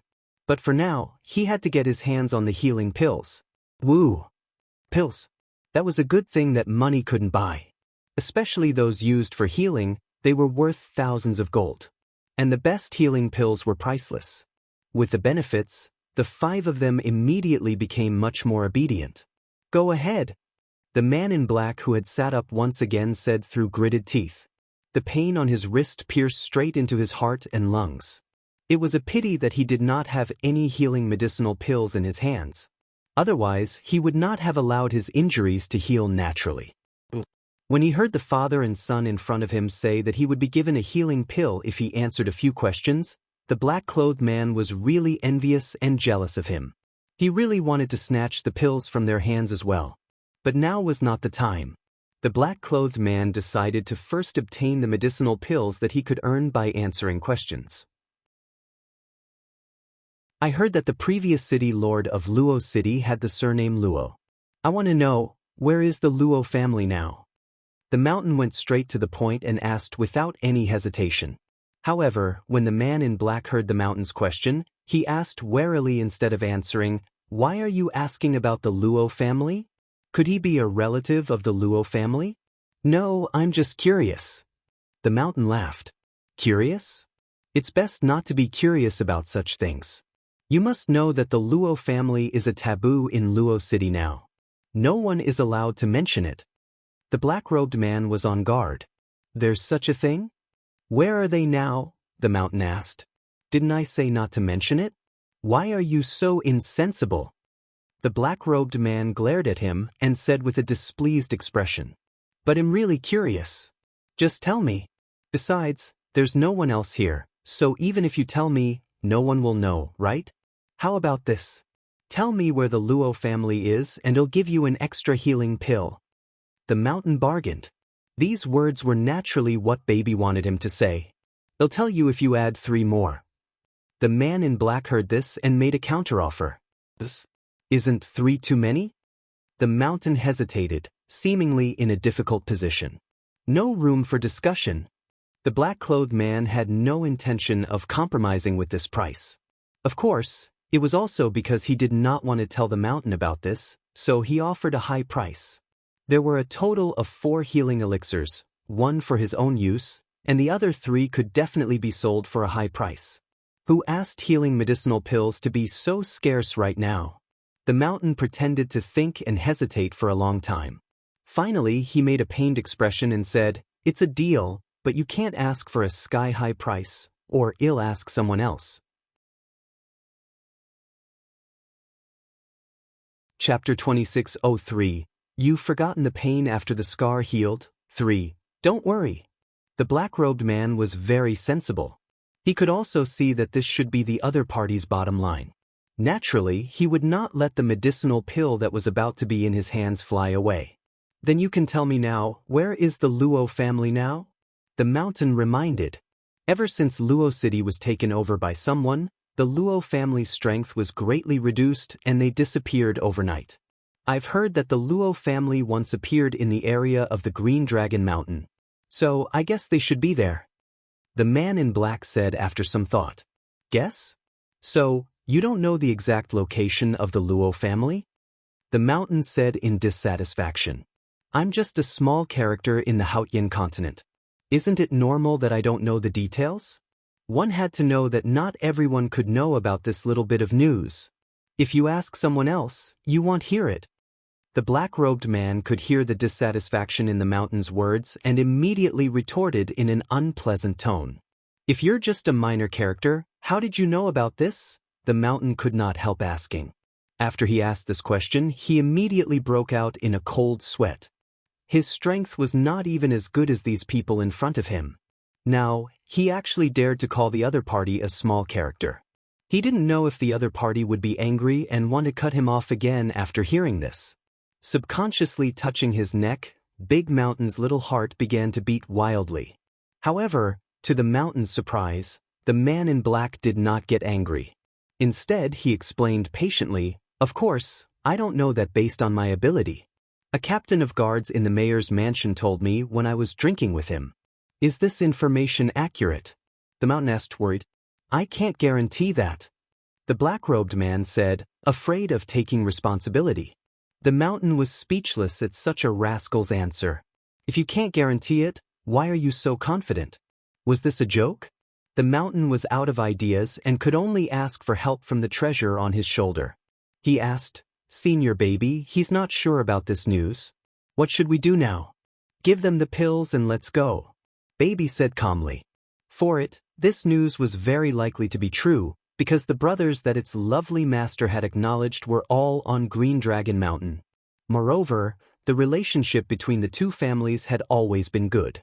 It was possible that the Luo family would hide in the Azure Dragon Mountain to take refuge. With this thought in mind, Baby paid the reward without hesitation, but it was still a little depressed in its heart.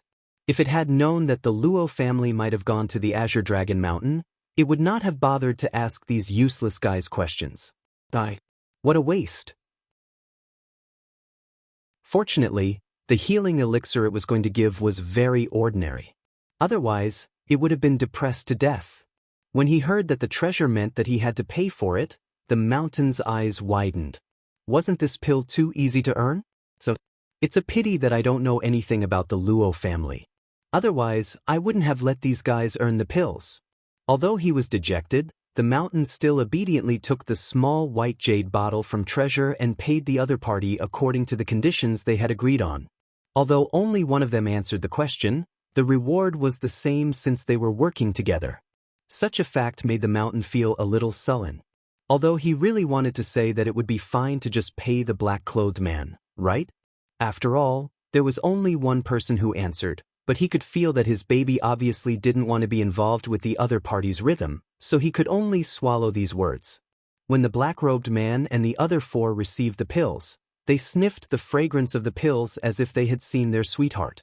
Each of them stared at the pills with infatuation and reluctantly swallowed one. Seeing that the wound on their wrist was healed in an instant, the few of them could not help but exclaim at the effect of the healing elixir. The black-clothed man, who had forgotten the pain after the scar healed, had even more ideas about the elixir. The man in black jumped up high from the ground and raised the knife in his hand. He began to threaten again, "Leave the silver card." He left the bottle of healing pills behind. "They'll let you go. Otherwise, you will bear the consequences." When the mountain father and son heard this, their hearts were filled with mixed feelings.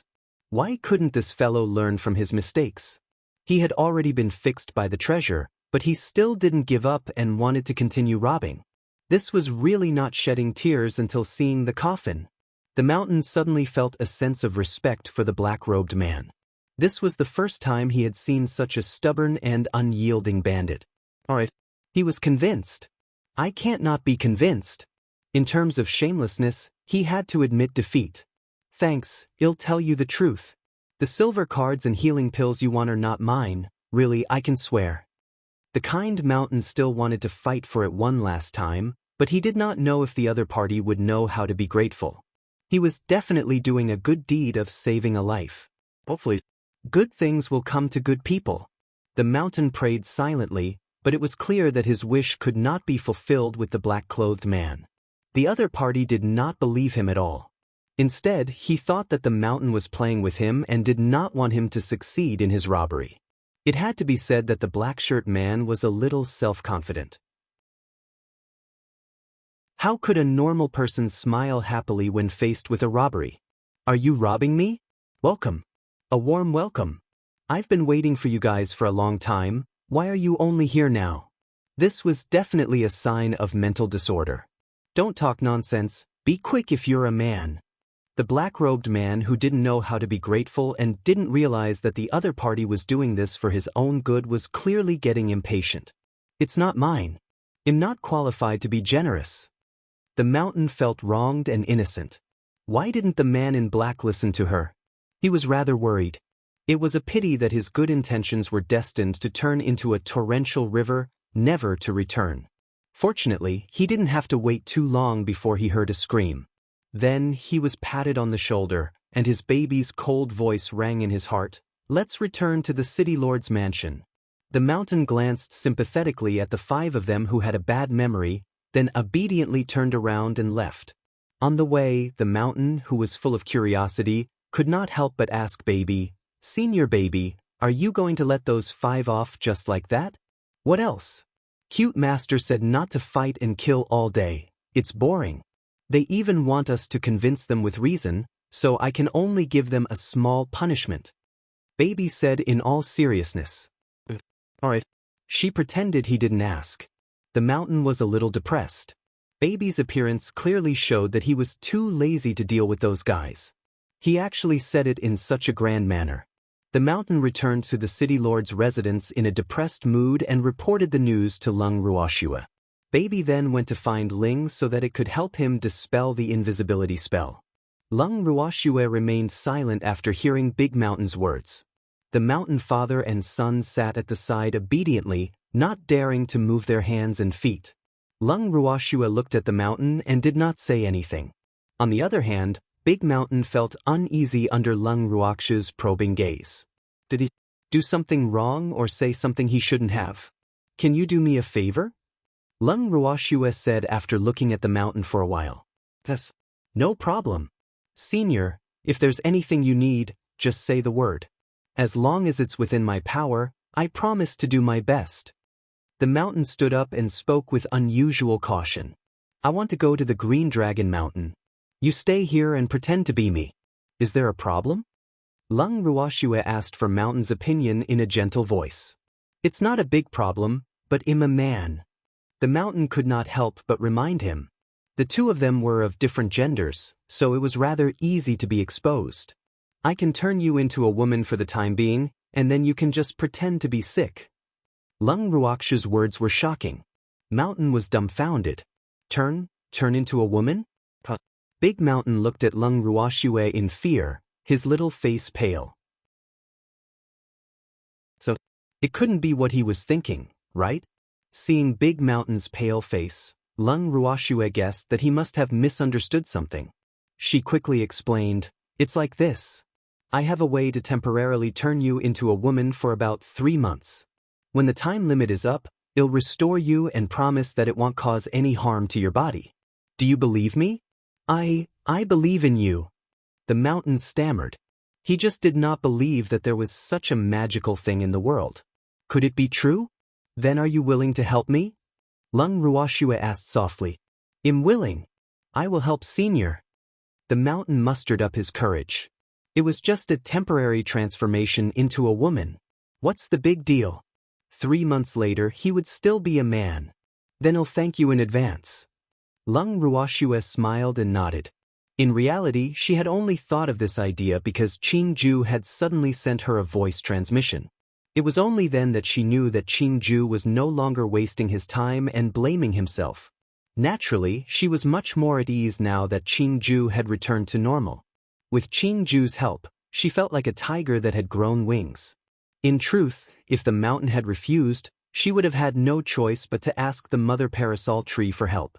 However, the mother parasol tree's aura was too strong, and it was too difficult to make the mother parasol tree pretend to be weak. As such, the old parasol tree was not her first choice. Now that Big Mountain had agreed, Lung Ruoxue was naturally overjoyed. When Big Mountain saw Lung Ruoxue thanking him, he quickly waved his hand in fear and trepidation. Senior saved my life, and it's my honor to be able to help Senior. Senior doesn't need to be so polite. No matter what, I should still thank you. Lung Ruoxue left. Also, treasure the 5 of them. I will leave them here to protect you and Xiao Shan. You guys just have to act according to the circumstances. Chapter 2604. The Golden Hawk is Too Kind. 1. When the precious little beasts heard this, they immediately looked at their master with tears in their eyes and choked. Master, are you going to abandon us? We can't be separated from Master. Hearing the 5 little ones' pitiful words, Lung Ruoxue held her forehead helplessly. She only wanted them to stay behind to protect Deshan and his son. It wasn't like she didn't want them anymore. Was there a need to make it seem like they were going to be separated for life and death? Taking a deep breath, Lung Ruoxue explained helplessly, I'll be back very soon. I asked you to stay here not only to protect Big Mountain, but also to prevent you from giving yourself away. Otherwise, if 1 or 2 of you are missing, what will Big Mountain and his son say when the other party asks? So, you have to cooperate closely. This is also the task that Master has given you. You must work hard to complete it, understand? Lung Ruoxue added when she saw that the 5 little beasts remained silent. If Master doesn't take me, then who will? You couldn't help but ask softly. If there's a chance, I'll just randomly find a flying beast on the way. Lung Ruoxue said after some thought. The moment you heard this, he immediately burst into tears. Lung Ruoxue's face darkened once again, while you continued to mumble, Master is too bad, Master is too bad. There are beasts trying to steal my job again. Wu, you was sad and desperate. Ever since its master had more and more beasts, its status had plummeted. There were not many places where its master could use it. It had finally returned to the Haotian continent. It thought that no one could shake its status as a flying beast. Who knew that its master would abandon it again? This fact was a huge blow to you. No beastie can take away your job. Don't worry, this is just a temporary solution. Lung Ruoxue coaxed and promised. Really? Master, you're not allowed to lie to me? You raised her head and looked at Lung Ruoxue with tears in her eyes. I'm not lying to you. I'm just going to find a temporary beastie. In the future, the job of flying beast will still be yours. That temporary beastie is just a substitute. Trust me. Lung Ruoxue declared once again. I trust you, Master. You choked and finally stopped crying. The other beastie had wanted to learn from you, but Lung Ruoxue said, You guys have to wait for me to come back, okay? It blocked the words that they wanted to say.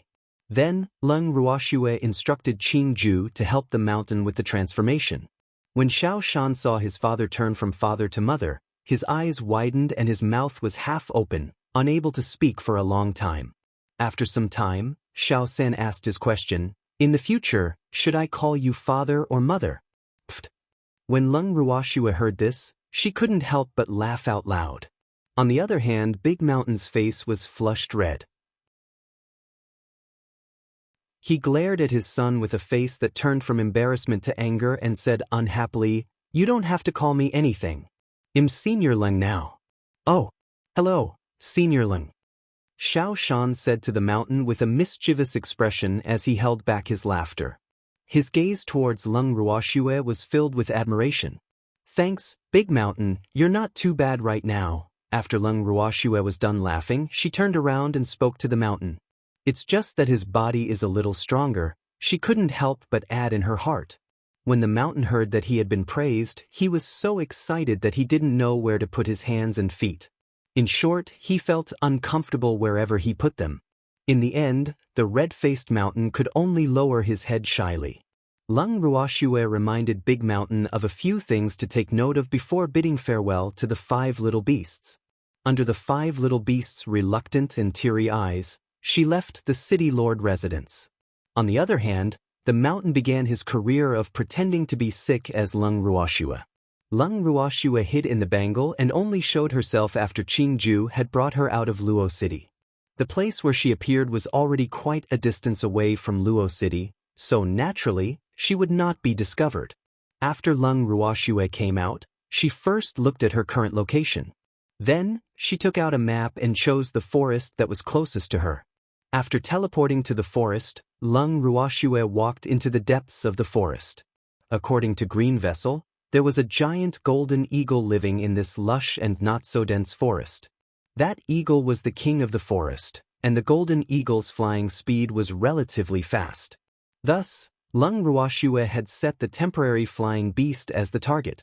The golden hawk had just finished its lunch and was sleeping in its house on a huge tree. It didn't feel any danger. Leng Ruoxue walked towards the tree that the golden eagle used to build its nest, but she was not discovered. Seeing this, she could not help but sigh. The golden eagle's vigilance was really low. Standing in the golden hawk's house, Leng Ruoxue first sized up the golden hawk, which was sleeping soundly. This eagle's entire body was golden in color, and its feathers were soft and smooth. It was as if there was a layer of golden light flowing around its body, making it look extremely beautiful. On its head, there was a circle of golden feathers that looked like a crown, making it look even more handsome and extraordinary. Leng Ruoxue was very satisfied with this beautiful eagle as her temporary flying beast. After admiring the eagle's heroic posture, she flicked out a small stone with her fingertips. The stone hit the beautiful giant eagle's wings with a dong. The golden eagle only flapped its wings slightly, then turned around and continued to sleep. Leng Ruoxue was speechless. Luckily, she wasn't here to catch a contracted beast. Otherwise, this little fellow would definitely not be able to escape. How low was his vigilance? That's why she could still sleep so soundly even with an unfamiliar aura. She was really convinced. Seeing that the golden eagle was still sleeping soundly, Leng Ruoxue had no choice but to walk closer to it and pull its wings. She found a beautiful golden feather and pulled it with all her might. The golden eagle finally woke up from the pain. "Detestable! Who dares to pull my wings? You're really tired of living." The golden hawk, who was half awake, shouted. After roaring, he saw a human standing in front of him. At this moment, the giant eagle became alert. It looked at Leng Ruoxue carefully and pretended to be calm. "Who are you? Why have you appeared in my house?" Although the golden eagle looked calm on the surface, its heart was already beating wildly. It couldn't help but cry in its heart. "Is this human here to catch me?" It was a little scared. Although it had always been confident in its own strength, it did not know why, but when it faced the human in front of it, it felt a trace of fear for no reason. The pressure that this human gave it was really great. The golden hawk almost collapsed and knelt down to worship. Where did this ancestor come from? It was so scary. An animal's instinct was definitely the most sensitive. After the golden eagle felt Leng Ruoxue's power, it had to be obedient and not dare to shout or get angry at the human who had plucked its feathers. "I'm Leng Ruoxue. I'm here to discuss something with you." Seeing that the golden eagle's attitude was rather friendly, Leng Ruoxue naturally spoke in a friendly manner. Chapter 2605. The Golden Hawk is too kind, too What is it? The giant golden eagle asked with a confused expression. I'm going to the Green Dragon Mountain. I want to hire you as my flying beast. Lung Ruoxue went straight to the point and stated her purpose. The golden hawk was a little angry and shouted, "Human, you're actually letting me, who has a noble status, be your flying beast? You've really gone too far." It was very angry. He was quite angry. It felt that it had never been humiliated by a human in all its life. However, the human in front of it seemed to have given it a slap and woke it up. It also told it that in the eyes of the human in front of it, it was only a flying beast. For the proud golden hawk, this was definitely a big blow to its self-esteem. If you're willing, I'll give you this bottle of pills. Lung Ruoxue saw that the golden hawk did not seem to agree with her idea. She was not angry, but took out a bottle of pills and opened the bottle. The unique fragrance of the pills drifted into the golden hawk's nose with the breeze. The golden hawk couldn't help but take a few deep breaths and secretly sighed, "What a strong spiritual qi." It liked it. However, just as it was thinking about this, Lung Ruoxue kept the bottle of pills. Seeing this, the golden eagle looked at Lung Ruoxue eagerly, its eyes filled with desire for the pills. It had to be said that Lung Ruoxue was well aware of the beast's habits. She knew that they would never be able to resist the charm of the pills. Hence, she had taken out the thing that could attract them the most. Now, it was hard for the silly golden hawk not to take it. "Do you want it? If you agree to take me to the Azure Dragon Mountain, this bottle of pills is yours." Lung Ruoxue deliberately paused for a moment before asking. "Good. I promise you." The golden hawk thought for a moment and then gave up for the Dan beads. It couldn't be helped. It was the most difficult for Beastie to get medicinal pills, so it really couldn't refuse such a benefit. "Then let's go," Lung Ruoxue said impatiently. "It's already so late, can't you leave tomorrow?" The golden hawk didn't want to go immediately. It was still sleeping. After saying that, it actually yawned again. Lung Ruoxue was speechless when she saw its reaction. "Little golden hawk, it's only afternoon now. With your speed, you should be able to fly very far in one afternoon," she reminded the hawk. "But I'm very sleepy." She was still sleeping. "I'm not awake yet, so I can't fly fast. What if I accidentally doze off on the way and you fall off?" The golden hawk said innocently. Hearing its words, Lung Ruoxue was speechless. Now, she really doubted whether it was a wise choice to find such a lazy eagle as her flying beast. She was starting to regret it. What should she do? Qingju, who knew what was on Lung Ruoxue's mind, suppressed his laughter and sent a voice transmission to Lung Ruoxue. "Sister, this eagle is the highest level in this area. Eagle-type beasts are also famous for their fast speed. If we give up on it and look for other flying beasts, I'm afraid it will be a waste of time." "But what if it doesn't want to set off?" Lung Ruoxue asked, feeling speechless. It was the first time in her life that she had seen an eagle that would rather sleep than fly freely in the blue sky. Today was an eye-opener for her. "Why don't we leave tomorrow morning? One more day won't make a difference," Qingju suggested. "All right then." Lung Ruoxue had no choice but to compromise. "Thanks then," she turned to the yawning golden eagle and shouted, "You really shouldn't be an eagle, you should be a pig. Go to sleep. Just sleep well. We'll leave tomorrow morning." With that, Lung Ruoxue left the golden eagle's home. Out of sight, out of mind. This sleeping eagle was driving her crazy. "Big sister, calm down. The environment in this forest is not bad. Let's just treat it as an outing." Qingju saw that Lung Ruoxue's temper was getting a little bad, so he continued to comfort her. "Little girl, why don't we teleport to the Azure Dragon Mountain ourselves?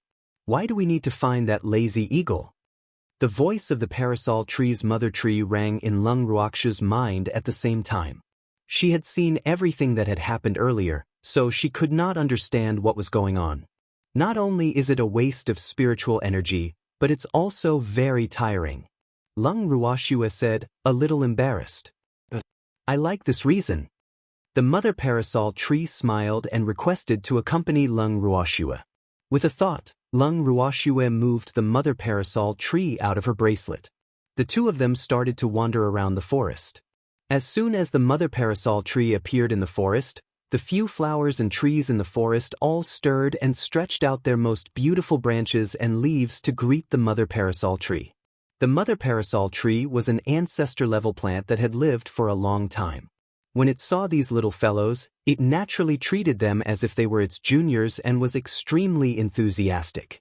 Watching the mother parasol tree touch the grass and the branches of the surrounding trees from time to time, as if it was communicating with them, speaking in a language that she did not understand, Lung Ruoxue could only sigh in her heart.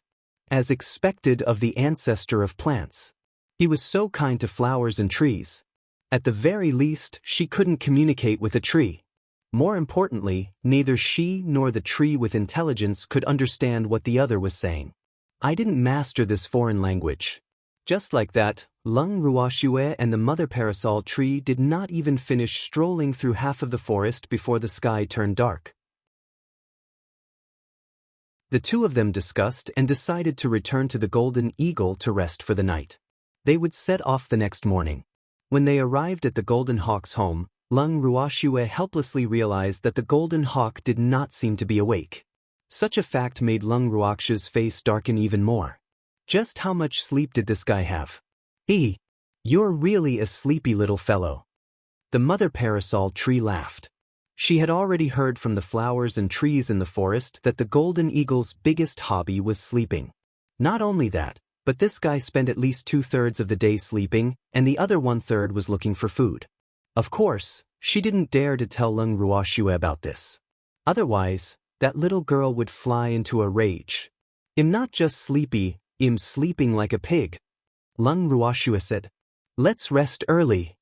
The mother parasol tree could not help but want to laugh wildly, but in order to maintain her image, she held it in. However, after Lung Ruoxue sent her into the bracelet, she could not help but burst out laughing. Hearing the laughter in her heart, Lung Ruoxue was even more speechless. She then entered the bracelet as well.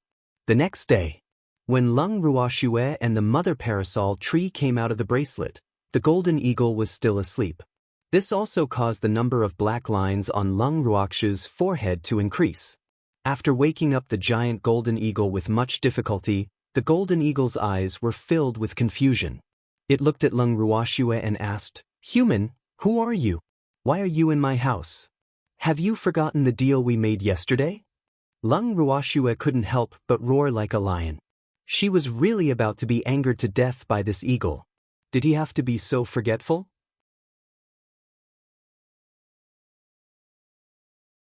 Chapter 2606. The Golden Hawk is Too Kind. 3. A Deal. The Golden Hawk blinked its eyes and tried to think. Finally, it flapped its wings and said, "Arg. I remember now, you're going to the Green Dragon Mountain, right?" "Right." Lung Ruoxue gritted her teeth and shouted. If the Golden Eagle didn't remember, she really didn't know what she would do to protect her. In short, her patience had reached its limit. "Then let's go after breakfast," the Golden Hawk said seriously. Hearing its words, Lung Ruoxue's emotions eased up a little. Lung Ruoxue nodded in agreement with the Golden Eagle. The Golden Eagle roared and flew out of the house to hunt. However, after the Golden Hawk had been hunting for an hour and had yet to return, Lung Ruoxue regretted it. Damn it. She knew that she couldn't let the eagle go out. Great, it had been so long and it still hadn't returned. Not only did she and the mother parasol tree finish cooking, but they had also finished eating. Lung Ruoxue's heart was burning with anger. Her entire body was unconsciously emitting a vicious aura, scaring the mother parasol tree so much that it kept its distance from her, afraid that Lung Ruoxue, who was on fire, would harm the innocent. After another 2 hours, the Golden Eagle finally returned with an excited expression. It said happily, "My luck today is pretty good. I actually managed to catch a fat rabbit." After he finished speaking, he even showed the rabbit in his claws to Lung Ruoxue and the mother parasol tree. "You're so excited just because we caught a rabbit? What do you usually eat?" Lung Ruoxue was speechless. She realized that this eagle's requirements were really low. Fruits, leaves, rats, etc. "Eat whatever you have. I'm not a picky eater," the Golden Hawk said. "Why did you take so long?" At this moment, The parasol tree mother tree changed the topic when it saw that Lung Ruoxue was so angry that she had lost her temper. "It's all to catch this damn rabbit," the golden hawk said with an aggrieved face, as if catching a rabbit was a great thing. "You took 3 hours to catch a rabbit? It's almost noon now. I want to know if you'll have to start preparing for lunch after breakfast?" The mother parasol tree asked in surprise. "I don't eat lunch." The golden hawk shook its head. "What about dinner?" The mother parasol tree continued to ask curiously. "I'm not eating either. It's too hard to catch food." The golden hawk said with a sad face. "No wonder you're always sleeping." The mother parasol tree felt that it had found out the truth. The golden eagle had been sleeping all day just to save food. These days were really too miserable for it. To be honest, the mother parasol tree truly sympathized with the eagle. It was reasonable to say that as a carnivore, eagles were at the top of the food chain. Although they could not compare to birds like phoenixes, they would not starve themselves in order to save food, right? Thinking of this, the mother parasol tree looked at the golden eagle with more and more sympathy. After that, she took out a few more beautiful red fruits and gave them to the golden hawk. The golden hawk accepted it gratefully. Then, it looked at the mother tree and asked curiously, "Who are you? I didn't see you yesterday." "I'm her companion." The mother parasol tree was speechless and didn't know what to say. This eagle must have realized it too late. They had already met in the morning, but this eagle only remembered to ask her who she was now. This was really... "Oh, welcome," the golden hawk said with enthusiasm. Then he planned to enjoy his breakfast. Unfortunately, before it could move its claws, the rabbit that it had grabbed and pretended to be unconscious immediately woke up and begged with tears in its eyes, "Your Excellency Golden Eagle, please spare me. My meat is stinky and not delicious. Besides, I have parents and children to take care of. There are dozens of mouths waiting for me to feed them. The burden on my family is really heavy. If you eat me, they won't be able to survive." Hearing the rabbit's pitiful tone, the hawk was embarrassed. It had finally caught a rabbit, and it wanted to treat the two humans to a good meal.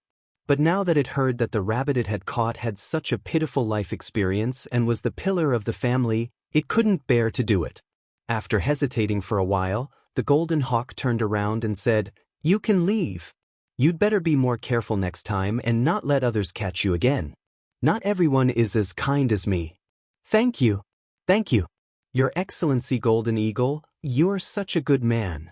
Our whole family will definitely be grateful to you." The rabbit was grateful and wanted to run away, but was stopped by the golden eagle. Thanks. The scared rabbit trembled and timidly asked, Your Excellency Golden Eagle, do you have any other orders? Don't you have elders and children at home? Take these fruits, don't let the elderly and children go hungry." As the golden hawk was talking, it gave the fruit that the mother tree gave it to the rabbit that it caught as food. The rabbit thanked him profusely in pleasant surprise. Then, it hugged the few fruits that it had obtained for free and quickly disappeared into the forest. Lung Ruoxue and the mother parasol tree were both dumbfounded by the scene. What was going on? Did it have to be so dramatic? The two of them were speechless at the golden hawk's actions. They didn't even know what to say. Alright. They could only say that they had never seen such kind beasts due to their ignorance. This forest was really big and there were all kinds of beasts. The hawk felt embarrassed when the two didn't say anything and looked at it with disappointment. It scratched its head and said in a low voice, "Don't worry, there will be food. I will go and get more." "Well, go with you." Lung Ruoxue and the mother parasol tree said in unison. The two of them were extremely interested in how the golden eagle hunted its prey. "It's hard to hunt. Are you sure you want to follow?" the golden hawk asked with uncertainty. The two of them nodded in unison, both making up their minds to follow and confirm their own speculations. The golden eagle had no choice but to take the two women, who it thought were burdens, to hunt for prey. After following the golden eagle for a long time, they finally encountered a fat rabbit that had probably finished its breakfast and was out for a stroll to digest its food. With Lung Ruoxue's reminder, the golden eagle pounced on the rabbit. The rabbit was so scared that it twitched all over and begged with tears streaming down its face. Senior Golden Eagle, please spare me. I've just become an adult. I don't have enough meat on my body, it's really not enough for you guys. Just let me live for a few more years. AI. You can leave now. The golden hawk sighed and said helplessly. The rabbit only begged for a few words, and the golden hawk let it go. As expected, when Lung Ruoxue and the mother parasol tree saw this scene, they did not know how to evaluate the kindness of the golden hawk. It was a miracle that an eagle, which could even release its food, could grow up safely and not starve to death. After knowing how the golden hawk hunted its prey, Lung Ruoxue was no longer angry at its sleepiness. She admitted that she was completely convinced. She really didn't know how such beastie could live in a world where the strong were respected. Sighing, Lung Ruoxue did not want to waste any more time. She took out some food and placed it in front of the golden eagle. Hurry up and eat. We can leave after we're done. After eating, we should take a nap. Looking at the sky and the food, the golden hawk couldn't help but whisper. Sleep? If you dare to take a nap, do you believe that I will pluck all the feathers off your body? Lung Ruoxue threatened. Don't. How am I supposed to fly if you pluck all my feathers? The golden eagle said fearfully. It did not dare to mention the matter of taking a nap again, but Lung Ruoxue's ferocity had already been deeply engraved in its heart. Then you better be honest and stop sleeping. Quickly bring me to the Green Dragon Mountain and you will be free. Lung Ruoxue reminded. Oh. The golden hawk nodded and then started to eat the food in front of it. It swore that it had never eaten anything so delicious. The golden eagle didn't want to waste the rest of the food, so it put it away in its storage space. The mother parasol tree saw this and could not help but pat its head, praising, "What a diligent and thrifty little fellow." Hee hee. The golden hawk giggled in response to the mother tree's words. Lung Ruoxue rolled her eyes at the golden hawk and asked, "Can we set off now?" "Yes." "Ladies, please get in the car. Remember to fasten your seatbelt." This was the first element of safe driving. For the happiness of you and your family, please don't ignore the use of seatbelts. The golden hawk reminded him with a smile. When Lung Ruoxue heard this, she pretended to be unhappy and said, "Where did you learn all this nonsense?" Even though she said that, Lung Ruoxue was actually very surprised by the words that came out of the golden hawk's mouth. She even wondered if the hawk had come from her previous world. But that was obviously not possible. The golden hawk laughed and touched its head embarrassedly. "I heard a passerby mention it, so I remembered it. So it was like this." Lung Ruoxue thought to herself, "This eagle's memory is pretty good, but it's just too out of line." Then she and the mother tree sat on the back of the golden eagle. The golden eagle shouted, "Please fasten your seatbelt, I'm leaving." He flew straight into the sky. Seeing that the golden hawk was still going on and on, Lung Ruoxue's anger started to rise again. However, before she could even start to lose her temper, she heard the mother parasol tree ask the golden hawk with a puzzled look, "Where's your seatbelt? Why can't I find it?"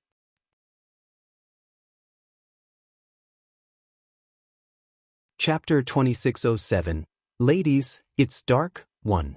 The seatbelt is in the passenger's heart. Only passengers who had a safety belt in their hearts would be safe. Ladies, please remember to use your seatbelts when you're on the bus. Safety first. The golden hawk murmured. Seeing that Lung Ruoxue was about to fly into a rage, the mother parasol tree quickly held her down and urged the golden eagle, "Little guy, we know. Hurry up and drive." "All right. But madam, I still have a question." The golden hawk said with an embarrassed look, and it stopped in the sky without moving. "What questions do you have now?" Lung Ruoxue said unhappily. She swore that the anger she had felt in her entire life was not as much as yesterday and today combined. This eagle definitely had the ability to infuriate people to death, but it had done it unintentionally. One had to know that Lung Ruoxue had always been the one to anger people to death. However, the situation had reversed in the past 2 days. How could Lung Ruoxue not be depressed? What was even more infuriating was that she felt that it was not worth it to be angry at an out-of-line eagle, but she was really angry. Unfortunately, the other party didn't know. Sighing heavily, Lung Ruoxue looked at the golden eagle with a cold gaze. causing it to shrink its neck in fear. It then shouted at the top of its lungs, "I don't know the way to the Green Dragon Mountain." In fact, not only did the golden eagle not recognize the Green Dragon Mountain, it had never left the forest since it was born. However, it could not tell anyone about this unless it was forced to, or it would be embarrassing. But now it had no choice but to say it. Its eyes were dark, and it didn't know where to fly. The golden hawk told the truth and looked at Lung Ruoxue and the mother parasol tree shyly. Then, it quickly lowered its head and did not dare to look at the two of them. After waiting for a long time, it saw that Lung Ruoxue and the mother parasol tree did not have any reaction. It thought that these two did not know the way. Therefore, he glanced at the two of them with a worried look and comforted them, "It doesn't matter if you don't know the way. We can ask around." It wasn't that they didn't know the way, they were just speechless. After hearing the golden eagle's words, Lung Ruoxue's mouth twitched as she secretly complained. She then sighed and said helplessly, "Keep flying east." East? The golden hawk was stunned, and its face was full of confusion. "Damn it, don't tell me you don't even know which way is east?" Lung Ruoxue roared. I know. Seeing that Lung Ruoxue was angry, even if the golden eagle didn't know, it was too scared to say anything. After nodding its head, it made up its mind and flew in a random direction. Stop. That's the south. Lung Ruoxue saw the golden eagle flying around in the air and quickly stopped it. "Nan? I'm sorry, my eyes are looking in the wrong direction." The golden hawk's little heart trembled. Lung Ruoxue was too lazy to expose it. Seeing this, the golden eagle seemed to let out a long sigh of relief and changed its direction. Then Lung Ruoxue's icy voice was heard, "That's the north." "Ah." The golden hawk changed its direction. "Thanks, west." Finally, the golden eagle flew in the right direction. Because it had not tried in one direction, if it flew in the wrong direction again, it really should not have. Sitting on the back of the golden eagle, the mother parasol tree was stunned at first, but then she laughed so hard that her stomach hurt. She couldn't help but laugh. This golden eagle was so funny.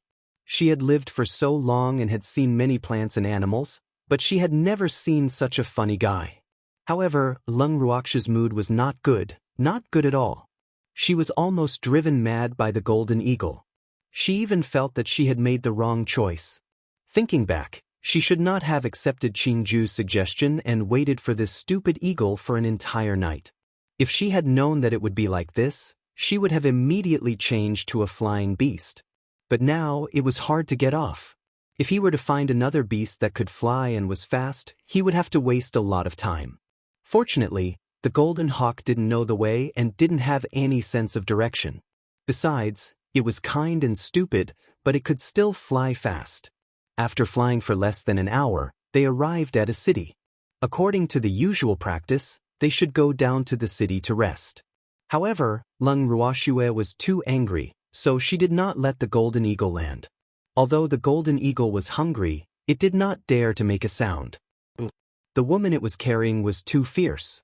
It couldn't afford to offend her, so it could only fly with its life. After a long while, seeing that Lung Ruoxue was still unhappy, the mother parasol tree could not help but comfort her. "All right, girl, don't be angry with that golden eagle.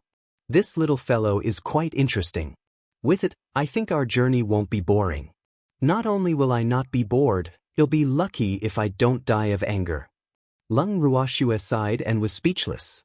"Ha! I quite like this little fellow. Give me some face and don't scare it." The parasol tree mother spoke up for the golden eagle.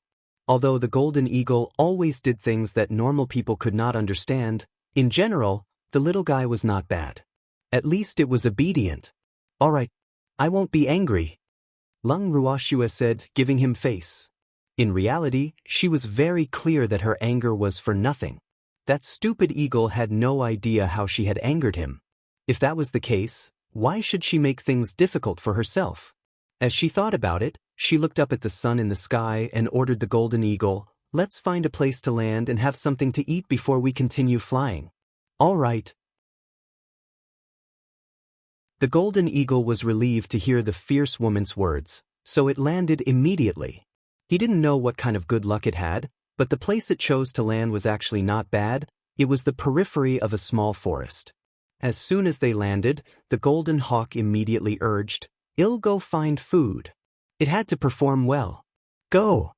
Lung Ruoxuan nodded in agreement. The golden hawk immediately flew into the forest. The moment it left, the mother parasol tree nudged Lung Ruoxue and asked worriedly, "You agree to let it find food? Will we still be able to eat lunch?" "I didn't expect to eat the food it found. I was just annoyed by it and wanted to make it leave my sight for a while." Lung Ruoxue replied matter-of-factly, then took out all sorts of ingredients from her bangle and prepared to start cooking. After hearing Lung Ruoxue's words, for some reason, the mother parasol tree started to pity the golden eagle. It seemed like that little fellow was really driving the little girl crazy.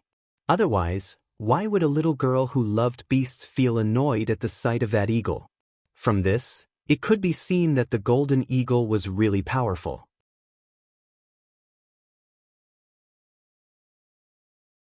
Chapter 2608.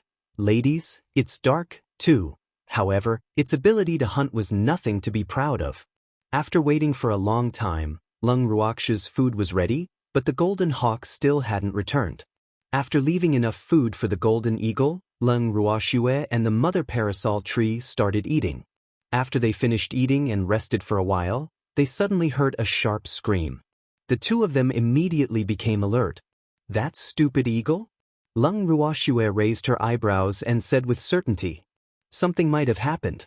Let's go and take a look." The mother parasol tree said anxiously. Then, it grabbed Lung Ruoxue and the two of them immediately teleported towards the direction of the sound. In the heart of the mother parasol tree, the stupid little eagle was under their protection. How could anything happen to it under their watch? If that was the case, where would they put their face? Lung Ruoxue had the same thoughts. Even though she didn't like the eagle, it was only because of its eccentric personality. If it wasn't for the fact that she was in a hurry, it would be interesting to have such a stupid eagle by her side. When the two of them arrived at the scene, they only saw a few golden feathers on the ground, and the golden eagle was gone. Lung Ruoxue was furious. Damn it, he dared to capture the beastie she hired. Wasn't this snatching food from the tiger's mouth? She could not tolerate such a thing. After summoning Green Vessel, Lung Ruoxue asked him to help her search for the golden eagle. Green Vessel received the order and immediately started searching. In just a few seconds, he had found the golden eagle's location. "Sister, there's a team of 5 adventurers in the southwest of this small forest. That golden eagle is with them." Green Vessel reported the location of the golden eagle. "I know, well, go now." After Lung Ruoxue finished speaking, she nodded towards the parasol tree and the two of them teleported again. At this moment, the golden hawk was tied up in a cage. It looked sad and looked up at the sky at a 45-degree angle. Its golden eyes were misty. "Ladies, I'm afraid I won't be able to see you again. I haven't caught any food for you yet. I don't know if you'll be hungry. Without me, how are you going to go to the Green Dragon Mountain?" The golden eagle was thinking in its heart. It had accidentally regarded its own status as very important. It was just that Lung Ruoxue did not know what it was thinking, or else she would have sneered at it. However, the golden hawk didn't worry for long. It saw 2 vague figures not far away. The next second, the 2 figures became real, and the golden hawk was overjoyed. The fierce woman was here. The golden eagle was so excited that it was crying tears of joy. Just as it was about to express its joy, Lung Ruoxue glared at it and it immediately shut its mouth. He continued to stare at Lung Ruoxue and the mother parasol tree. Sob. It feels so good to see family. Thanks. At this moment, the 5-man adventurer team also noticed the sudden appearance of Lung Ruoxue and the mother parasol tree. They immediately became alert. "Who are you people? We saw this place first, so please move to another place." The only woman among the 5 immediately roared like a beast guarding its territory when she saw the 2 devastatingly beautiful women in front of her. Lung Ruoxue's cold eyes swept across the room. The woman who had spoken shuddered and shut her mouth subconsciously. This woman gave her a lot of pressure. She just casually glanced at her and she didn't dare to say anything. In reality, the woman wanted to shout, but she couldn't bring herself to do so. On top of that, she couldn't help but think of Lung Ruox's glance at her just now, which made her heart turn cold.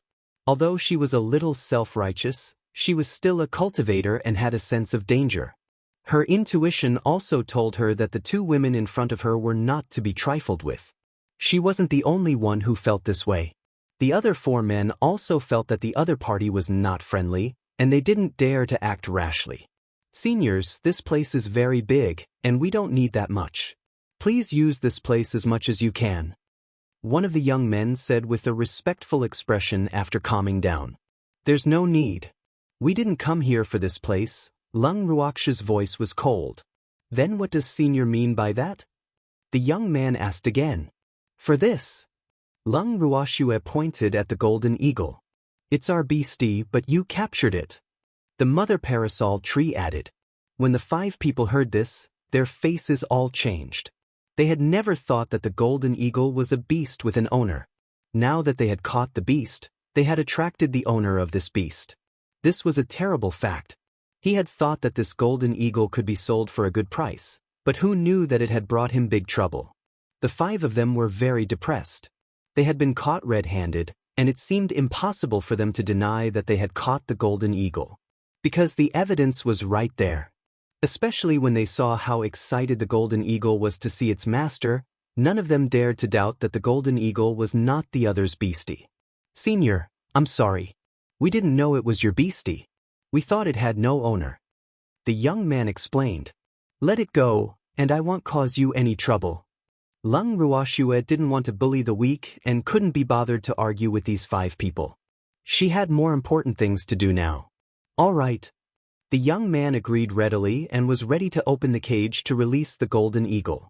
In his opinion, as long as the expert in front of them, whose cultivation they could not see through at all, did not mind their reckless behavior, what was the loss of a beastie?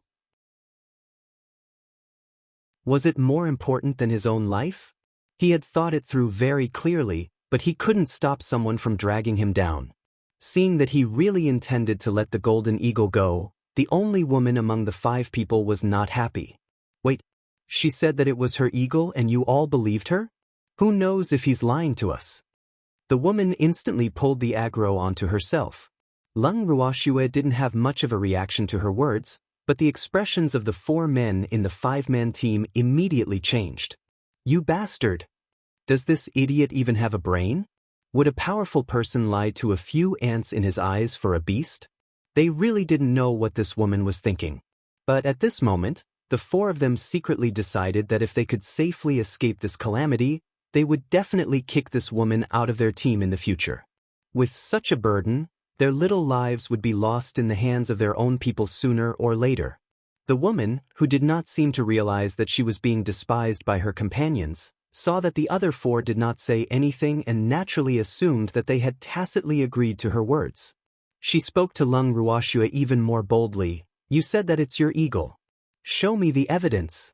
At this time, she didn't care about being afraid anymore. After all, this golden eagle could be sold for a lot of money. How could she be willing to give it to the two women in front of her? In particular, these two women were so beautiful, which made her feel even more indignant.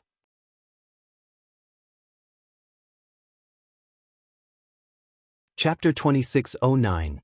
Ladies, it's dark. 3. Lung Ruoxue and the mother parasol tree only smiled faintly. Neither of them replied to the woman's words. Instead, their beautiful eyes were focused on the other four men. As soon as the four of them saw each other, they immediately expressed that they were willing to return the golden hawk. When the woman heard this, of course, she didn't agree. She shouted like a shrew. One of the men saw this and directly punched the woman's head, and the woman instantly fainted. The scene was finally quiet. Both sides were overjoyed and extremely satisfied with this. The golden eagle was also released from its cage. It burst into tears as it pounced towards Lung Ruoxue and the mother parasol tree. I thought I would never see you again. It's a good thing you guys came to save me. When Lung Ruoxue and the mother parasol tree saw this, they dodged to the side tacitly. The golden hawk missed and fell to the ground on all fours. However, this golden eagle was obviously tough. After it fell, it quickly got up and looked at Leng Ruoxue and the mother parasol tree with tears in its eyes, silently complaining about their hostility.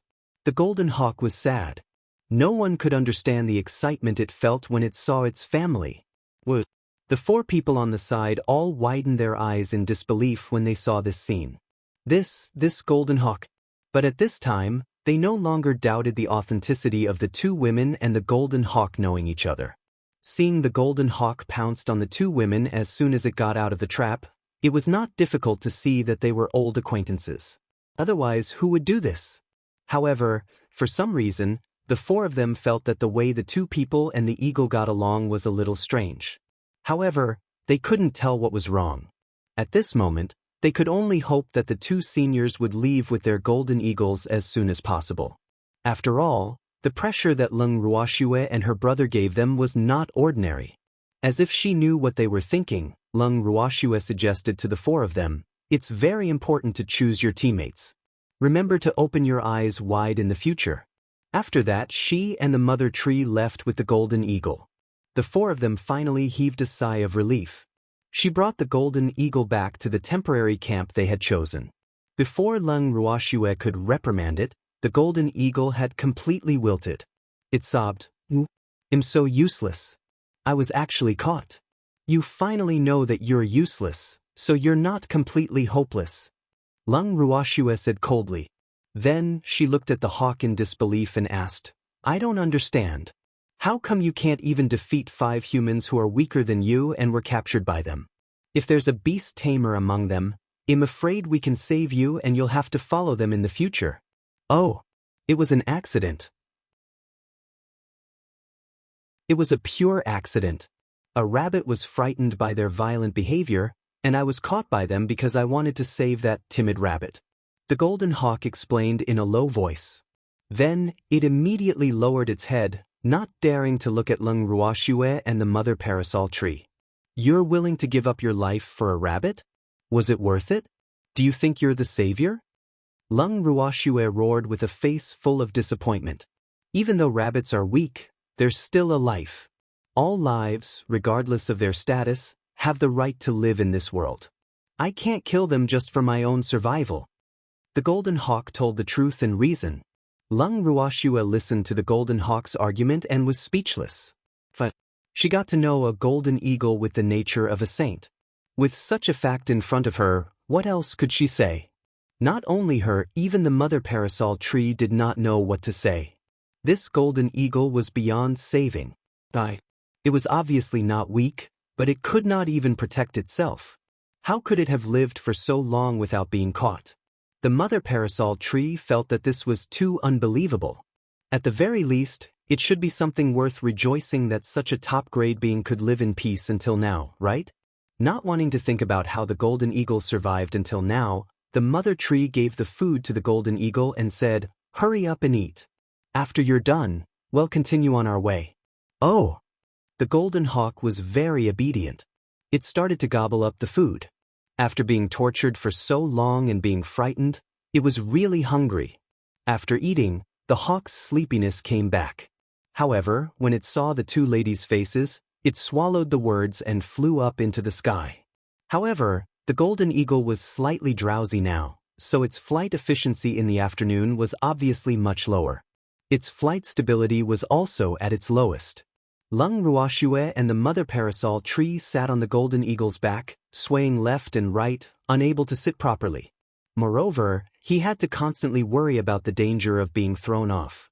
After holding on for a while, the two of them couldn't take it anymore. The jolts were extremely uncomfortable. Thanks after Leng Ruoxue called for it to stop, the golden hawk turned around and yawned in confusion. "What's wrong? How do you fly? You want us to fall down?" Leng Ruoxue questioned him in a bad mood. The golden hawk heard this and broke out in a cold sweat. It quickly said, "No, I didn't. I'm just a little sleepy." It was already a little sleepy when it came out of the house, and now it had persisted for so long. At this time, its biological clock, which was supposed to take an afternoon nap, could not bear it no matter what. It was so sleepy that it could not open its eyes. How could it not shake? But it didn't dare to say such words. However, even if it didn't say anything, Lung Ruoxue could already tell. Looking at this fellow's stance, it was determined to go on strike. Otherwise, there was a danger of them falling down. After weighing the two, Lung Ruoxue compromised. Let's find a place to sleep. Otherwise, it's really too dangerous for you to drive like this. Lung Ruoxue sighed. The golden eagle and the mother parasol tree couldn't help but widen their eyes. What did they just hear? Did I hear wrong? The golden hawk blinked its eyes and then became ecstatic. The mother parasol tree, on the other hand, had a look of disbelief on its face. It stared at Lung Ruoxue as if it had seen a ghost. Could it be that the girl was so angry that she went stupid? Otherwise, why would he agree to let the golden eagle take an afternoon nap? However, whether the mother tree was willing to believe it or not, the golden eagle had already started to look for a place to take a nap. After a while, the golden eagle landed on a place with grass that was half the height of a man. Originally, his favorite home would be a place with tall trees, but now was not the time to be so provocative, so it was not a problem to find a similar place to take a nap. The moment the golden eagle landed, it did not care if Lung Ruoxue and the mother parasol tree had alighted from the carriage. It immediately closed its eyes and fell asleep. The mother parasol tree looked worriedly at the golden hawk who was sleeping soundly when it heard the loud snores. It turned to Lung Ruoxue and said, "This guy fell asleep just like that? Isn't it afraid of being captured? It has always been flexible." Lung Ruoxue commented. She could tell that it was impossible to make the golden eagle raise its guard. Even if it was captured and forced to form a contract with someone, it would still do whatever it wanted as usual. The person who was driven mad was definitely the one who had captured it. It seems like it's true. The mother parasol tree agreed. However, she did not voice out her concern. At this speed, when would they reach the Green Dragon Mountain? Was Schwer not anxious anymore? Urgent. How could Lung Ruoxue not be anxious? However, what could she do when she hired such a flying beast out of her poor eyesight? He couldn't really teleport to the Azure Dragon Mountain, could he? Then she and the mother parasol tree would be exhausted to death. Forget it. She should just go with the flow. Anyway, one day he would go to the Green Dragon Mountain. Lung Ruoxue wanted to cry but had no tears. When the golden hawk woke up, the sun had already set. After the golden hawk woke up, it looked at the sky that was turning dark and said, "I actually woke up early today. The sky isn't even bright yet." It had just woken up and its mind was obviously not very clear. It naively thought that it was still at home and had completely forgotten about Lung Ruoxue and the mother parasol tree. It was only when it felt two cold glares coming from behind it that it suddenly quivered and remembered everything that had happened. Oh my God! How could it forget that it had already left home and was on its way to the Green Dragon Mountain? This was really a dereliction of duty. The golden hawk was annoyed. It turned around carefully and looked at Lung Ruoxue and the mother parasol tree with a fawning expression. "Ladies, it's dark." Its voice was getting softer and softer, but Lung Ruoxue and the mother parasol tree could still hear it clearly due to their excellent hearing. "You also know about it?" The mother parasol tree mocked. Not to mention Lung Ruoxue, even she was a little angry. This fellow was too good at sleeping. If he wanted to sleep, then so be it. It turned out that she had to wake up naturally. The hawk didn't dare to say anything. In fact, it was thinking that it woke up early this time. Usually, it would sleep until the next morning, go out to hunt, eat, and then go back to sleep. "You're still early. Let's continue our journey." Lung Ruoxue was so angry that she laughed. Or rather, she no longer had the energy to be angry. She decided to travel through the night. "It's not safe to travel at night," the golden hawk whispered after hearing Lung Ruoxue's decision. "Then let's go." Lung Ruoxue roared like a lion. All right. Is there anything to eat?" The golden hawk asked carefully. "You still want to eat? I'm blushing on your behalf with your work efficiency." The mother parasol tree was speechless. Food is the most important thing to the people. Eating is the nature of humans and animals. You can't take it away from us. The golden hawk started to talk big again.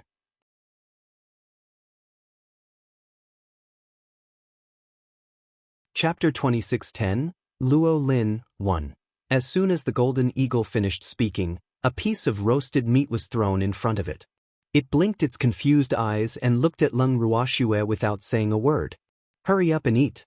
Try to shut your mouth. Leng Ruoxue couldn't be bothered to waste any more time with it as she directly replied in an unpleasant tone. When the mother parasol tree heard this, it did not know whether to laugh or cry. In the end, it could not help but laugh. She was getting more and more speechless about the golden hawk's character, because this little guy kept challenging their bottom line, and had the potential to drive ordinary people crazy. However, since the little guy had provided them with a lot of jokes, she was quite friendly to the golden eagle except when she was angry. Leng Ruoxue was losing her temper as well. It was obvious that she was giving up on training the golden hawk. The hawk carefully looked at the two of them, then started to gobble up the meat in front of it. As he ate, he praised it. It was delicious. It was so delicious. It was much more delicious than the food it made itself. If it could, it really wished to enjoy such a life forever. When he was sleepy, he would sleep. When he was hungry, he would eat. When he woke up, delicious food would immediately be delivered to him. This was simply the life of a rice worm. The golden hawk was quite satisfied with it. Fortunately, Leng Ruoxue and the mother parasol tree did not know what it was thinking. Otherwise, the golden eagle would have been violently attacked. One had to know that the two of them had almost reached their limits. If they knew that it was actually enjoying its life like a rice worm, they would definitely vomit blood. After obediently finishing the roasted meat, the golden eagle yawned and stretched its wings. It was about to take a nap, but when it saw Leng Ruoxue's icy glare, it immediately perked up and smiled. "I'm full, we can go now. Please get in the car." Leng Ruoxue was very satisfied with the golden hawk's tactfulness at this moment. She sat on the golden hawk's back with the parasol tree mother. She gave the golden hawk a warning look and said coldly, "Be careful when you fly, or else be careful of the feathers on your body." "Yes. Ladies, please sit tight, we're going to start driving," the golden hawk reminded him. Then, it flapped its huge wings and flew up into the dark sky. The sky was dark. Except for the moonlight, it was almost impossible to see the road ahead.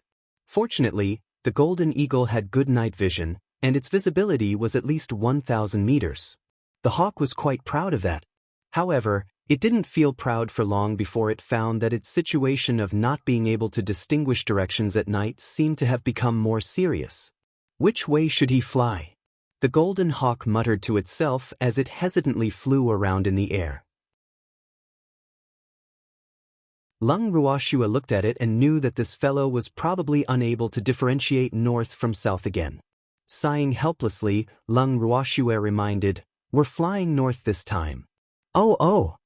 The golden hawk was ashamed, but it didn't think it was its fault. It had never left home. Even with Leng Ruoxue's guidance, the golden eagle was still confused. It made up its mind and started flying around again. "That's Nan." Leng Ruoxue roared at the sight of this. This time, she was too lazy to let this guy find his own direction. She pointed in one direction and said, "That way." "Thanks for the reminder," the golden hawk said happily and then roared, "Green Dragon Mountain, here I come." Thanks, he accelerated and flew. This time, the golden eagle flew for a long time. It was so long that Leng Ruoxue and the mother parasol tree could not believe it. The entire night had passed, but the sleepy golden eagle did not ask to sleep. The two of them could not believe their eyes. The next morning, the golden hawk found a place to land. The two people and one beast were ready to have breakfast before continuing their journey. As soon as it landed, the golden hawk yawned several times. In fact, it had been sleepy for a long time, but seeing that the two ladies seemed to be in a bad mood, it did not dare to make any additional requests. However, as soon as they landed, it could not fully concentrate. After yawning a few times, the golden eagle's head drooped down unconsciously. Then, it raised its head in shock. When it saw that Leng Ruoxue and the mother parasol tree did not seem to notice its condition, its heart, which had been in its throat, finally calmed down. In fact, How could Lung Ruoxue and the mother parasol tree not notice the golden eagle's strange behavior? However, the two of them remained silent because they did not know what to say. After preparing breakfast in silence, Lung Ruoxue glanced at the golden hawk, which was snoring with its eyes closed. She sighed and decided not to wake it up.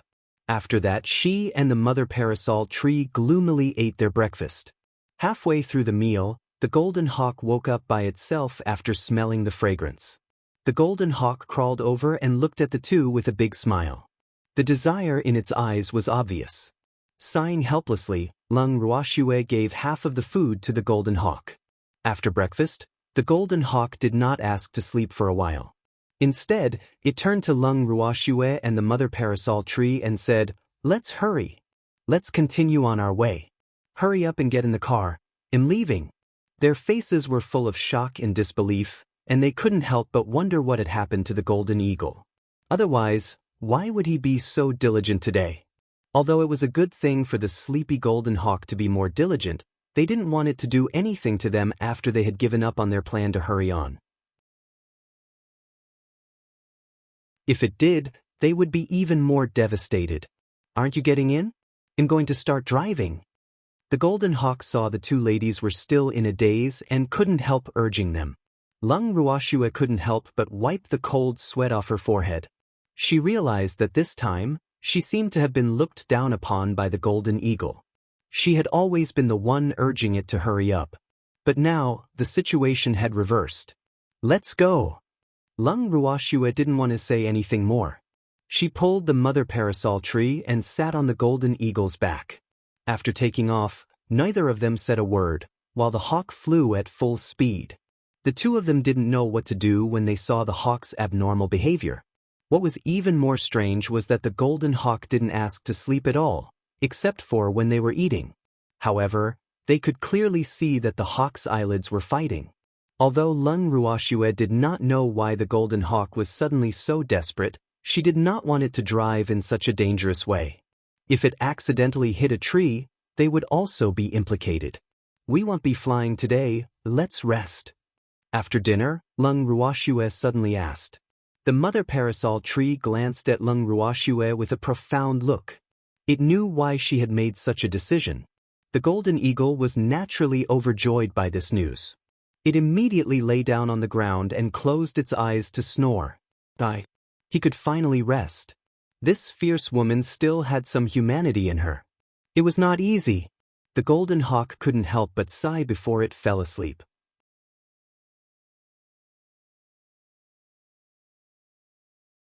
Chapter 26:11, Luo Lin 2. This day, it was almost exhausted to death. However, because it had not performed well before, it did not dare to ask for rest. So, now it was all good. It could finally have a proper sleep.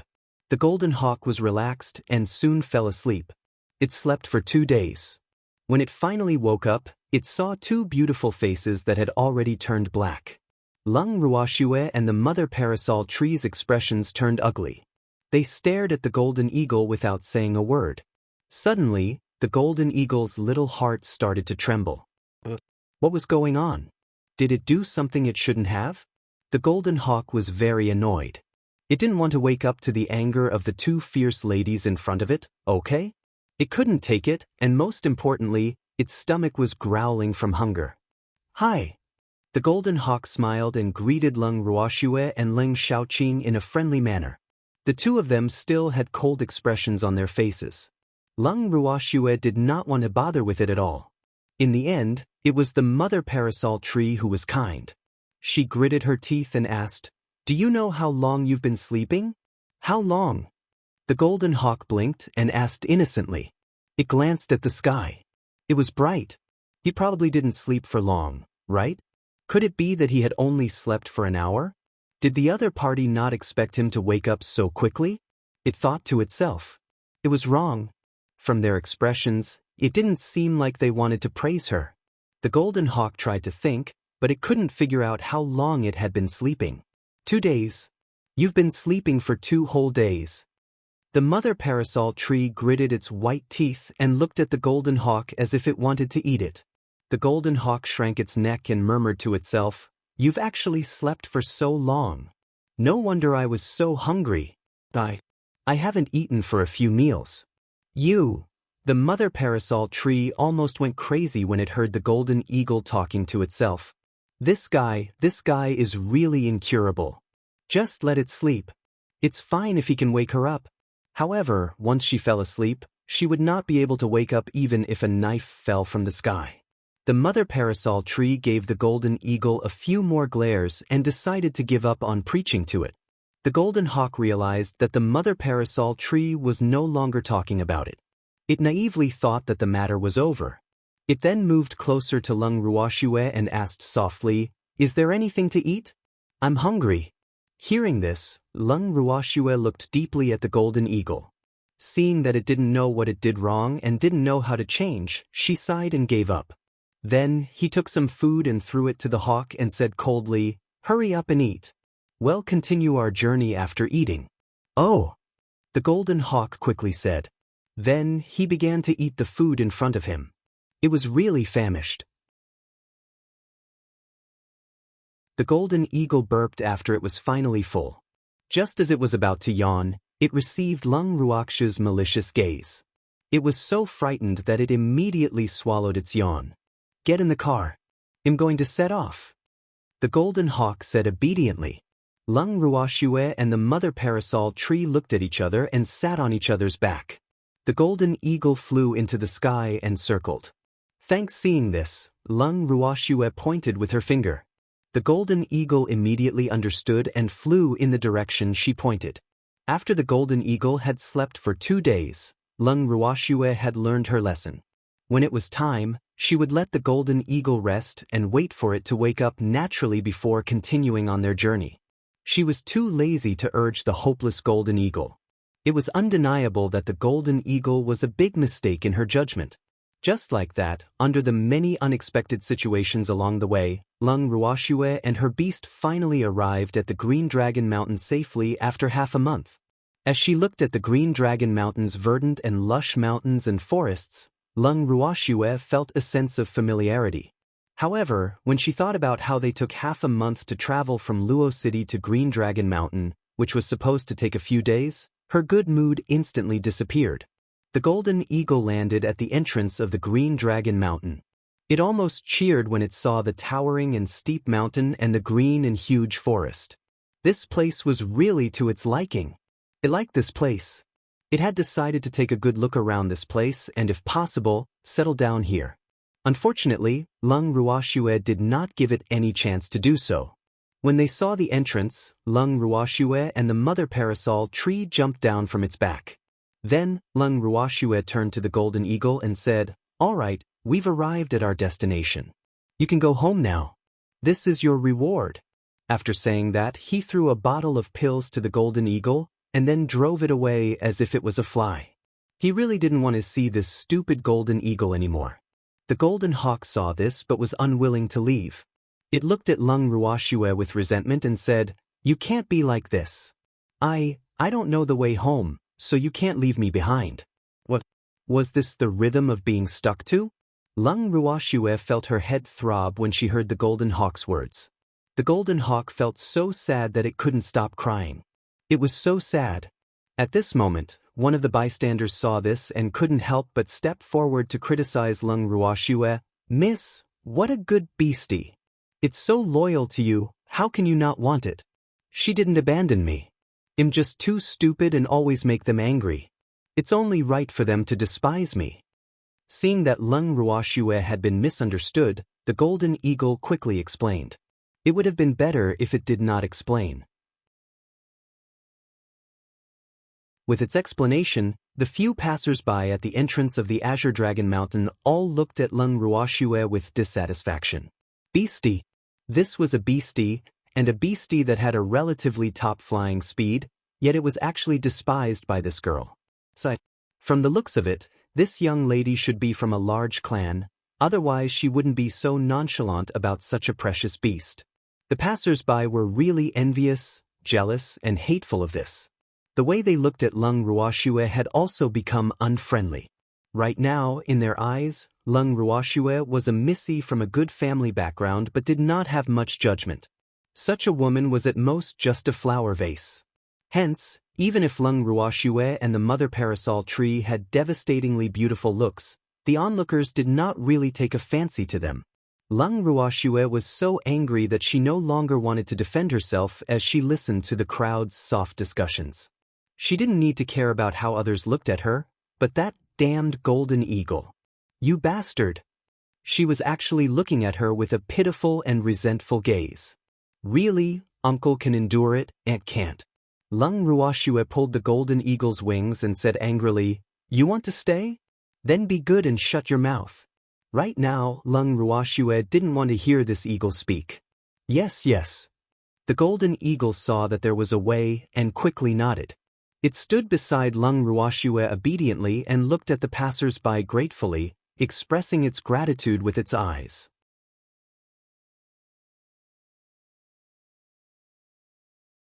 Chapter 26:12.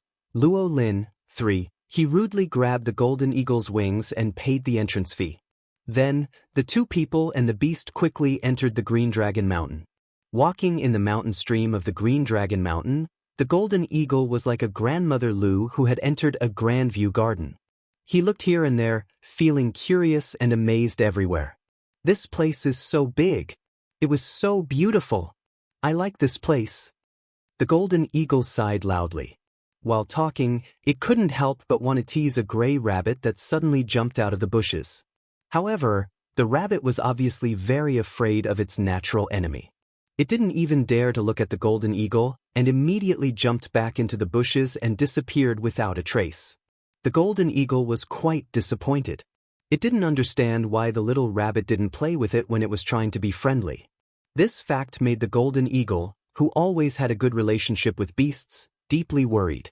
After sighing a few times, the mother parasol tree could not take it anymore and said, "Little fellow, are you done yet? You've never stopped talking since we entered the forest. Can't you let us have some peace? Senior, I'm very sad." The golden hawk didn't want to let go of this rare opportunity to complain. Ever since they entered the forest, the mother tree didn't talk to it. Now it finally talked to it, which made it very excited. "What kind of heart are you hurting again?" The mother parasol tree could not help but be curious. "The little animals here don't seem to like me. I wanted to talk to them, but they ran away," the golden eagle cried. The mother parasol tree was speechless. She felt that she was wrong. She shouldn't have paid attention to this fool. This guy was definitely the type to climb all over its head. She had just given it a little face, and it had already started to dye its hair. However, the mother parasol tree thought that she was very kind, so even though she kept sighing, she still softened when she saw the golden hawk's face. It's normal for them to ignore you because you're their natural enemy, and they're your food. Have you ever seen anyone make friends with food? But I didn't treat them as food. I won't catch them casually, so what's there to be afraid of? The golden hawk felt so wronged. Why was it so difficult to make friends? The mother parasol tree could not help but facepalm and continued to explain, "You don't treat them as food, but they do. That's why you can't be friends." "Why do they think so? The small animals in the forest in my house wouldn't think that way," the golden hawk said disappointedly. The mother parasol tree looked at the heartbroken golden eagle and thought, "The little animals in your forest already know what you are like, but the little animals here don't." After that, she let the golden hawk complain to itself. The golden hawk, who was talking to itself and feeling dejected, became quiet when it realized that no one would come to comfort it. When the mother parasol tree saw this, it regretted speaking too much just now. Otherwise, the little golden eagle would have stopped long ago. The mother parasol tree glanced at the calm Lung Ruoxue and could not help but sigh. This little girl was really wise. In reality, Lung Ruoxue had long realized that this eagle could not be casually dealt with, or else it would definitely not stop. And the facts had proven that her decision was correct. With the mother parasol tree and the golden eagle, Lung Ruoxue walked into the inner area of the Azure Dragon Mountain with great familiarity. The place was not much different from before, but it gave her the feeling that it was more deserted than before. After finding a place, Lung Ruoxue decided to rest for a while before moving forward. The Green Dragon Mountain was huge, and the location of the bandits' lair was very well hidden. It was impossible to reach there in a day. When it was resting, it was also time to eat. At this moment, the Golden Hawk was finally happy. It didn't think about why the food didn't want to eat with it. After eating something and resting for a while, the two humans and one beast continued to move forward. At the same time, their location and direction of travel had been transmitted to the bandits' lair. At this moment, the person in charge of the Azure Dragon Mountain frowned after receiving the report from the guards in the mountain. According to the guard, there were two women and a beastie at the foot of the mountain. They were walking through the forest, heading straight for the bandits' lair on Green Dragon Mountain. It should be known that their place was very well hidden. Not to mention not being discovered by ordinary people. Even if they discovered it, it would be extremely difficult for them to enter. Unless they were led by their own people, otherwise, they would only lose their way in the forest. But now, it was clear that this person was heading here, and the route he took was exactly the same. This made the person in charge very nervous. Thanks, what are your thoughts on this matter? A young man sitting in the main seat of the assembly hall of the bandits' lair on Green Dragon Mountain frowned and asked the people below him. Patriarch, let's look at the situation first. Don't scare yourself. We have to believe in the defense here. Ordinary people won't be able to find this place. An older man said after thinking for a while. But the path they took is obviously the closest one to this place. If they are really enemies and find this place, what should we do? The young man asked with a headache. Since we're already here, let's take things as they come. This is what our master often says. Let's just quietly watch the strange changes. Another man who looked older said, That's the only way. The young man sighed helplessly. Although he said so, he was still not at ease. One should know that the Green Dragon Mountain was their last territory. If they could not even guard this place, he would really have no face to continue living. After thinking for a long time, the young man still sneaked out. He wanted to meet the two women personally and find out some information. If they were really enemies, he would not let them take another step forward even if he had to risk his life. After the young man left, two older men appeared at his original spot. The two men were both mystique venerable rank. They watched the young master leave. One of them shook his head gently and sighed. AI. Huang is still too young. Perhaps we should not place such a heavy burden on him. It's more important to train yourself when you're young. Don't forget that our Luo family is not as strong as before. It's time for these young people to show off their skills. The other older man clearly had a different opinion. AI. It's a pity that Master has provided us with such good conditions. We've let Master down. Hearing the other party mention the Luo family, the older man who had spoken earlier could not help but reveal a worried expression. These two elderly men were the two elders with the highest status in the Luo family. They were also the elders of the Luo family. Both of them were Luo Xian's uncles. However, when Lung Ruoxue was still in Haotian continent, they were often in closed-door cultivation, so they had never seen Lung Ruoxue before. However, they still knew of Lung Ruoxue's great name and the small storm that had happened in the Luo family back then. Back then, in order to protect Luo Xing heir's life, Luo Xian had no choice but to issue a bloodline contract, causing his clan to have a new master overnight. This incident had once caused the entire Luo family to be furious. Fortunately, Lung Ruoxue was strong enough and had obtained the sincere respect of the entire Luo family in the end, so it was a happy ending. In reality, to be able to ride on Lung Ruoxue's coattails was something that all the other families wished for. After the Luo family found out about Lung Ruoxue's power, they were naturally proud of having such a master. Even though Lung Ruoxue had once looked down on the Luo family because of their performance, the Luo family had worked hard to make Lung Ruoxue let go of her dissatisfaction with some of them and treat them as one of her own. From then on, everyone in the Luo family followed Lung Ruoxue's lead. Even the great ancestors of the Luo family, who had never seen Lung Ruoxue before, were familiar with her. They had been looking forward to meeting their master, but unfortunately, their master had gone to the divinity, and they would not be able to leave the Haotian continent for a while. This was because the two of them were in charge of the current Luo family. The other elders had gone to the firmament to look for their master. The two of them sighed, and their figures gradually faded, finally disappearing on the spot. At the same time, Luo Lin was getting closer and closer to Lung Ruoxue. Luo Lin lurked in the night and slowly approached the tent where Lung Ruoxue and the mother parasol tree had set up. However, he didn't dare to get too close. He jumped onto a tree and observed everything from a distance. At this moment, Lung Ruoxue and the mother parasol tree were both resting in their tents. Only the golden eagle was outside the tent, snoring with its eyes half closed. It was impossible to expect the hawk to warn them. Even though it was being watched, it was still sleeping soundly. However, Lung Ruoxue and the mother parasol tree had long noticed his presence, but neither of them made a sound. Until the next morning. After resting for a night, Lung Ruoxue and the mother parasol tree walked out of their tents. At this moment, Luo Lin, who had been crouching on a tall tree far away for the entire night, finally had the chance to see Lung Ruoxue and the mother parasol tree's faces. Luo Lin's eyes widened in disbelief, and in an instant his eyes became wet. Master. It was Master. That's right. One of the women was the master of the Luo family, whom they had been thinking about for a long time. Suddenly seeing the Lung Ruoxue that existed in his memory, Luo Lin's heart was filled with excitement. Suddenly he slipped and fell from the tall tree. Hearing a loud bang from afar, Lung Ruoxue, the mother parasol tree, and the golden hawk that was watching the scene, all of them sprinted towards the direction of the heavy object.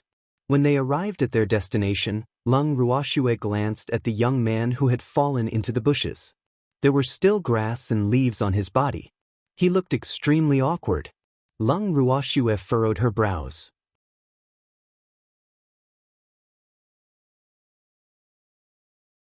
Chapter 26:13. So you're one of us, one? Luo Lin. Lung Ruoxue was speechless.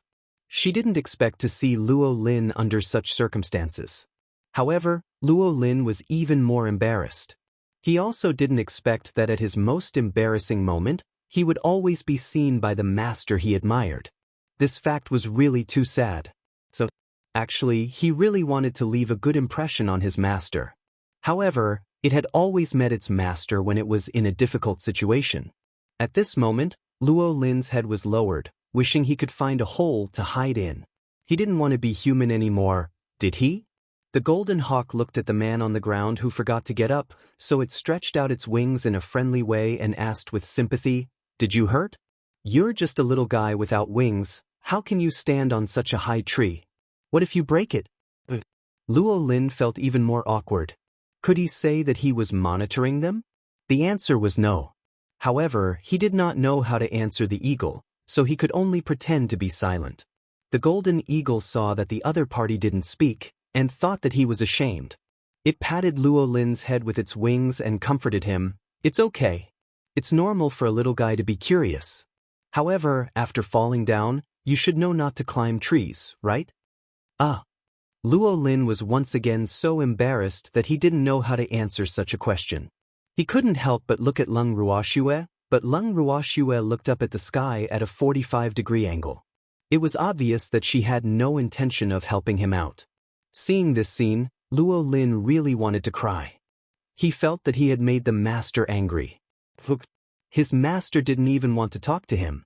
Luo Lin was heartbroken, and the way he looked at Lung Ruoxue became more and more resentful.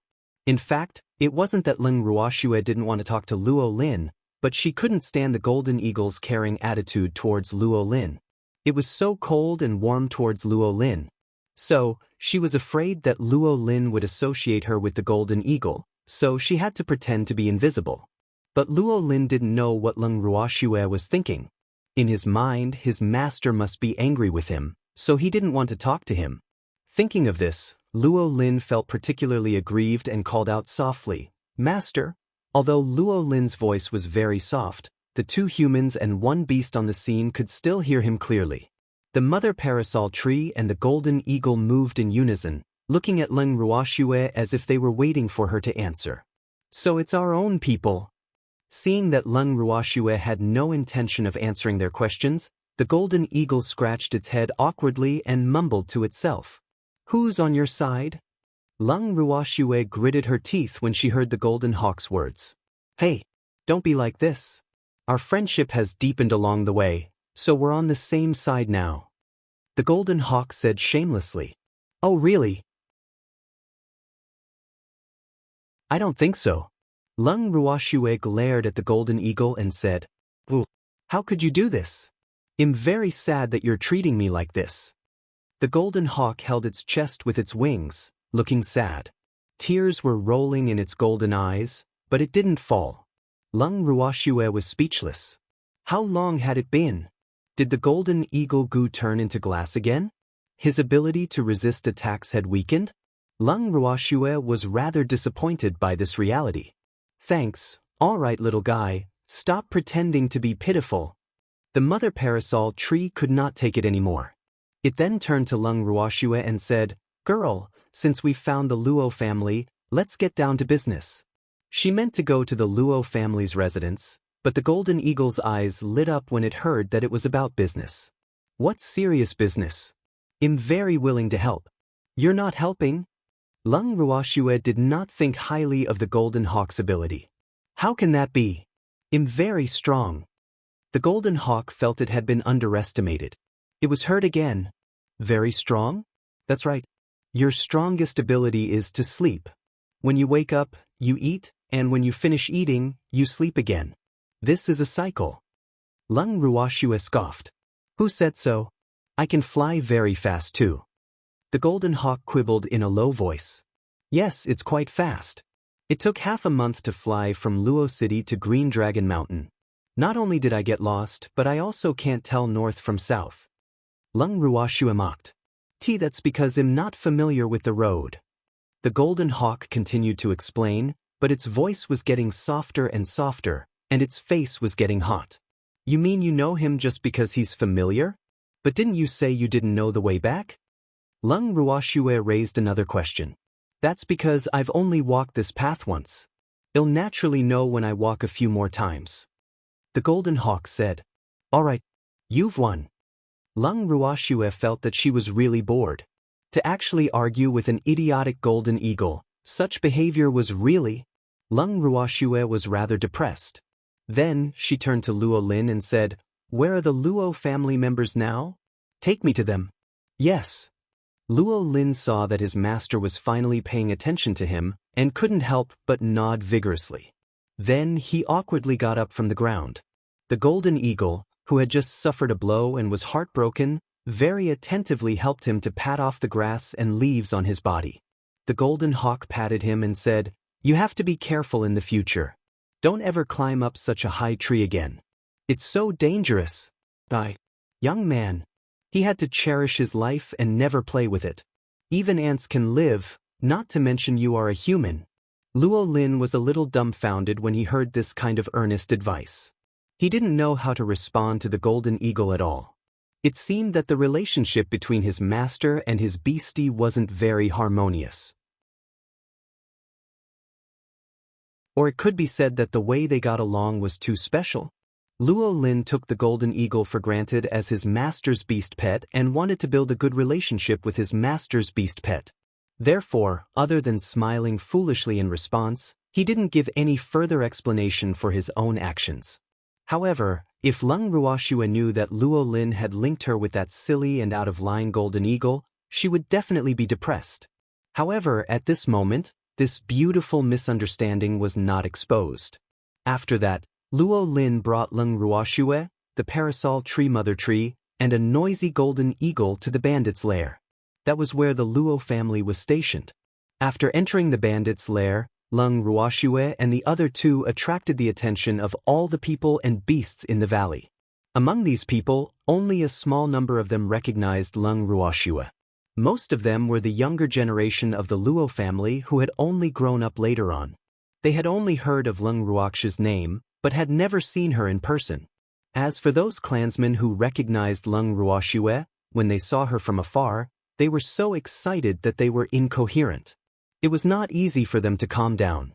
They then pulled the people beside them and told them that one of the two women was the famous master whom they admired. You're tuning in to the Passion Pages YouTube channel. We're so grateful for your support, and don't forget to subscribe to join us on this incredible journey through captivating stories. Your generosity through donations truly makes a world of difference, as it's the primary source of revenue that allows me to expand and enhance this channel for you. Thank you from the bottom of my heart for being a part of this adventure.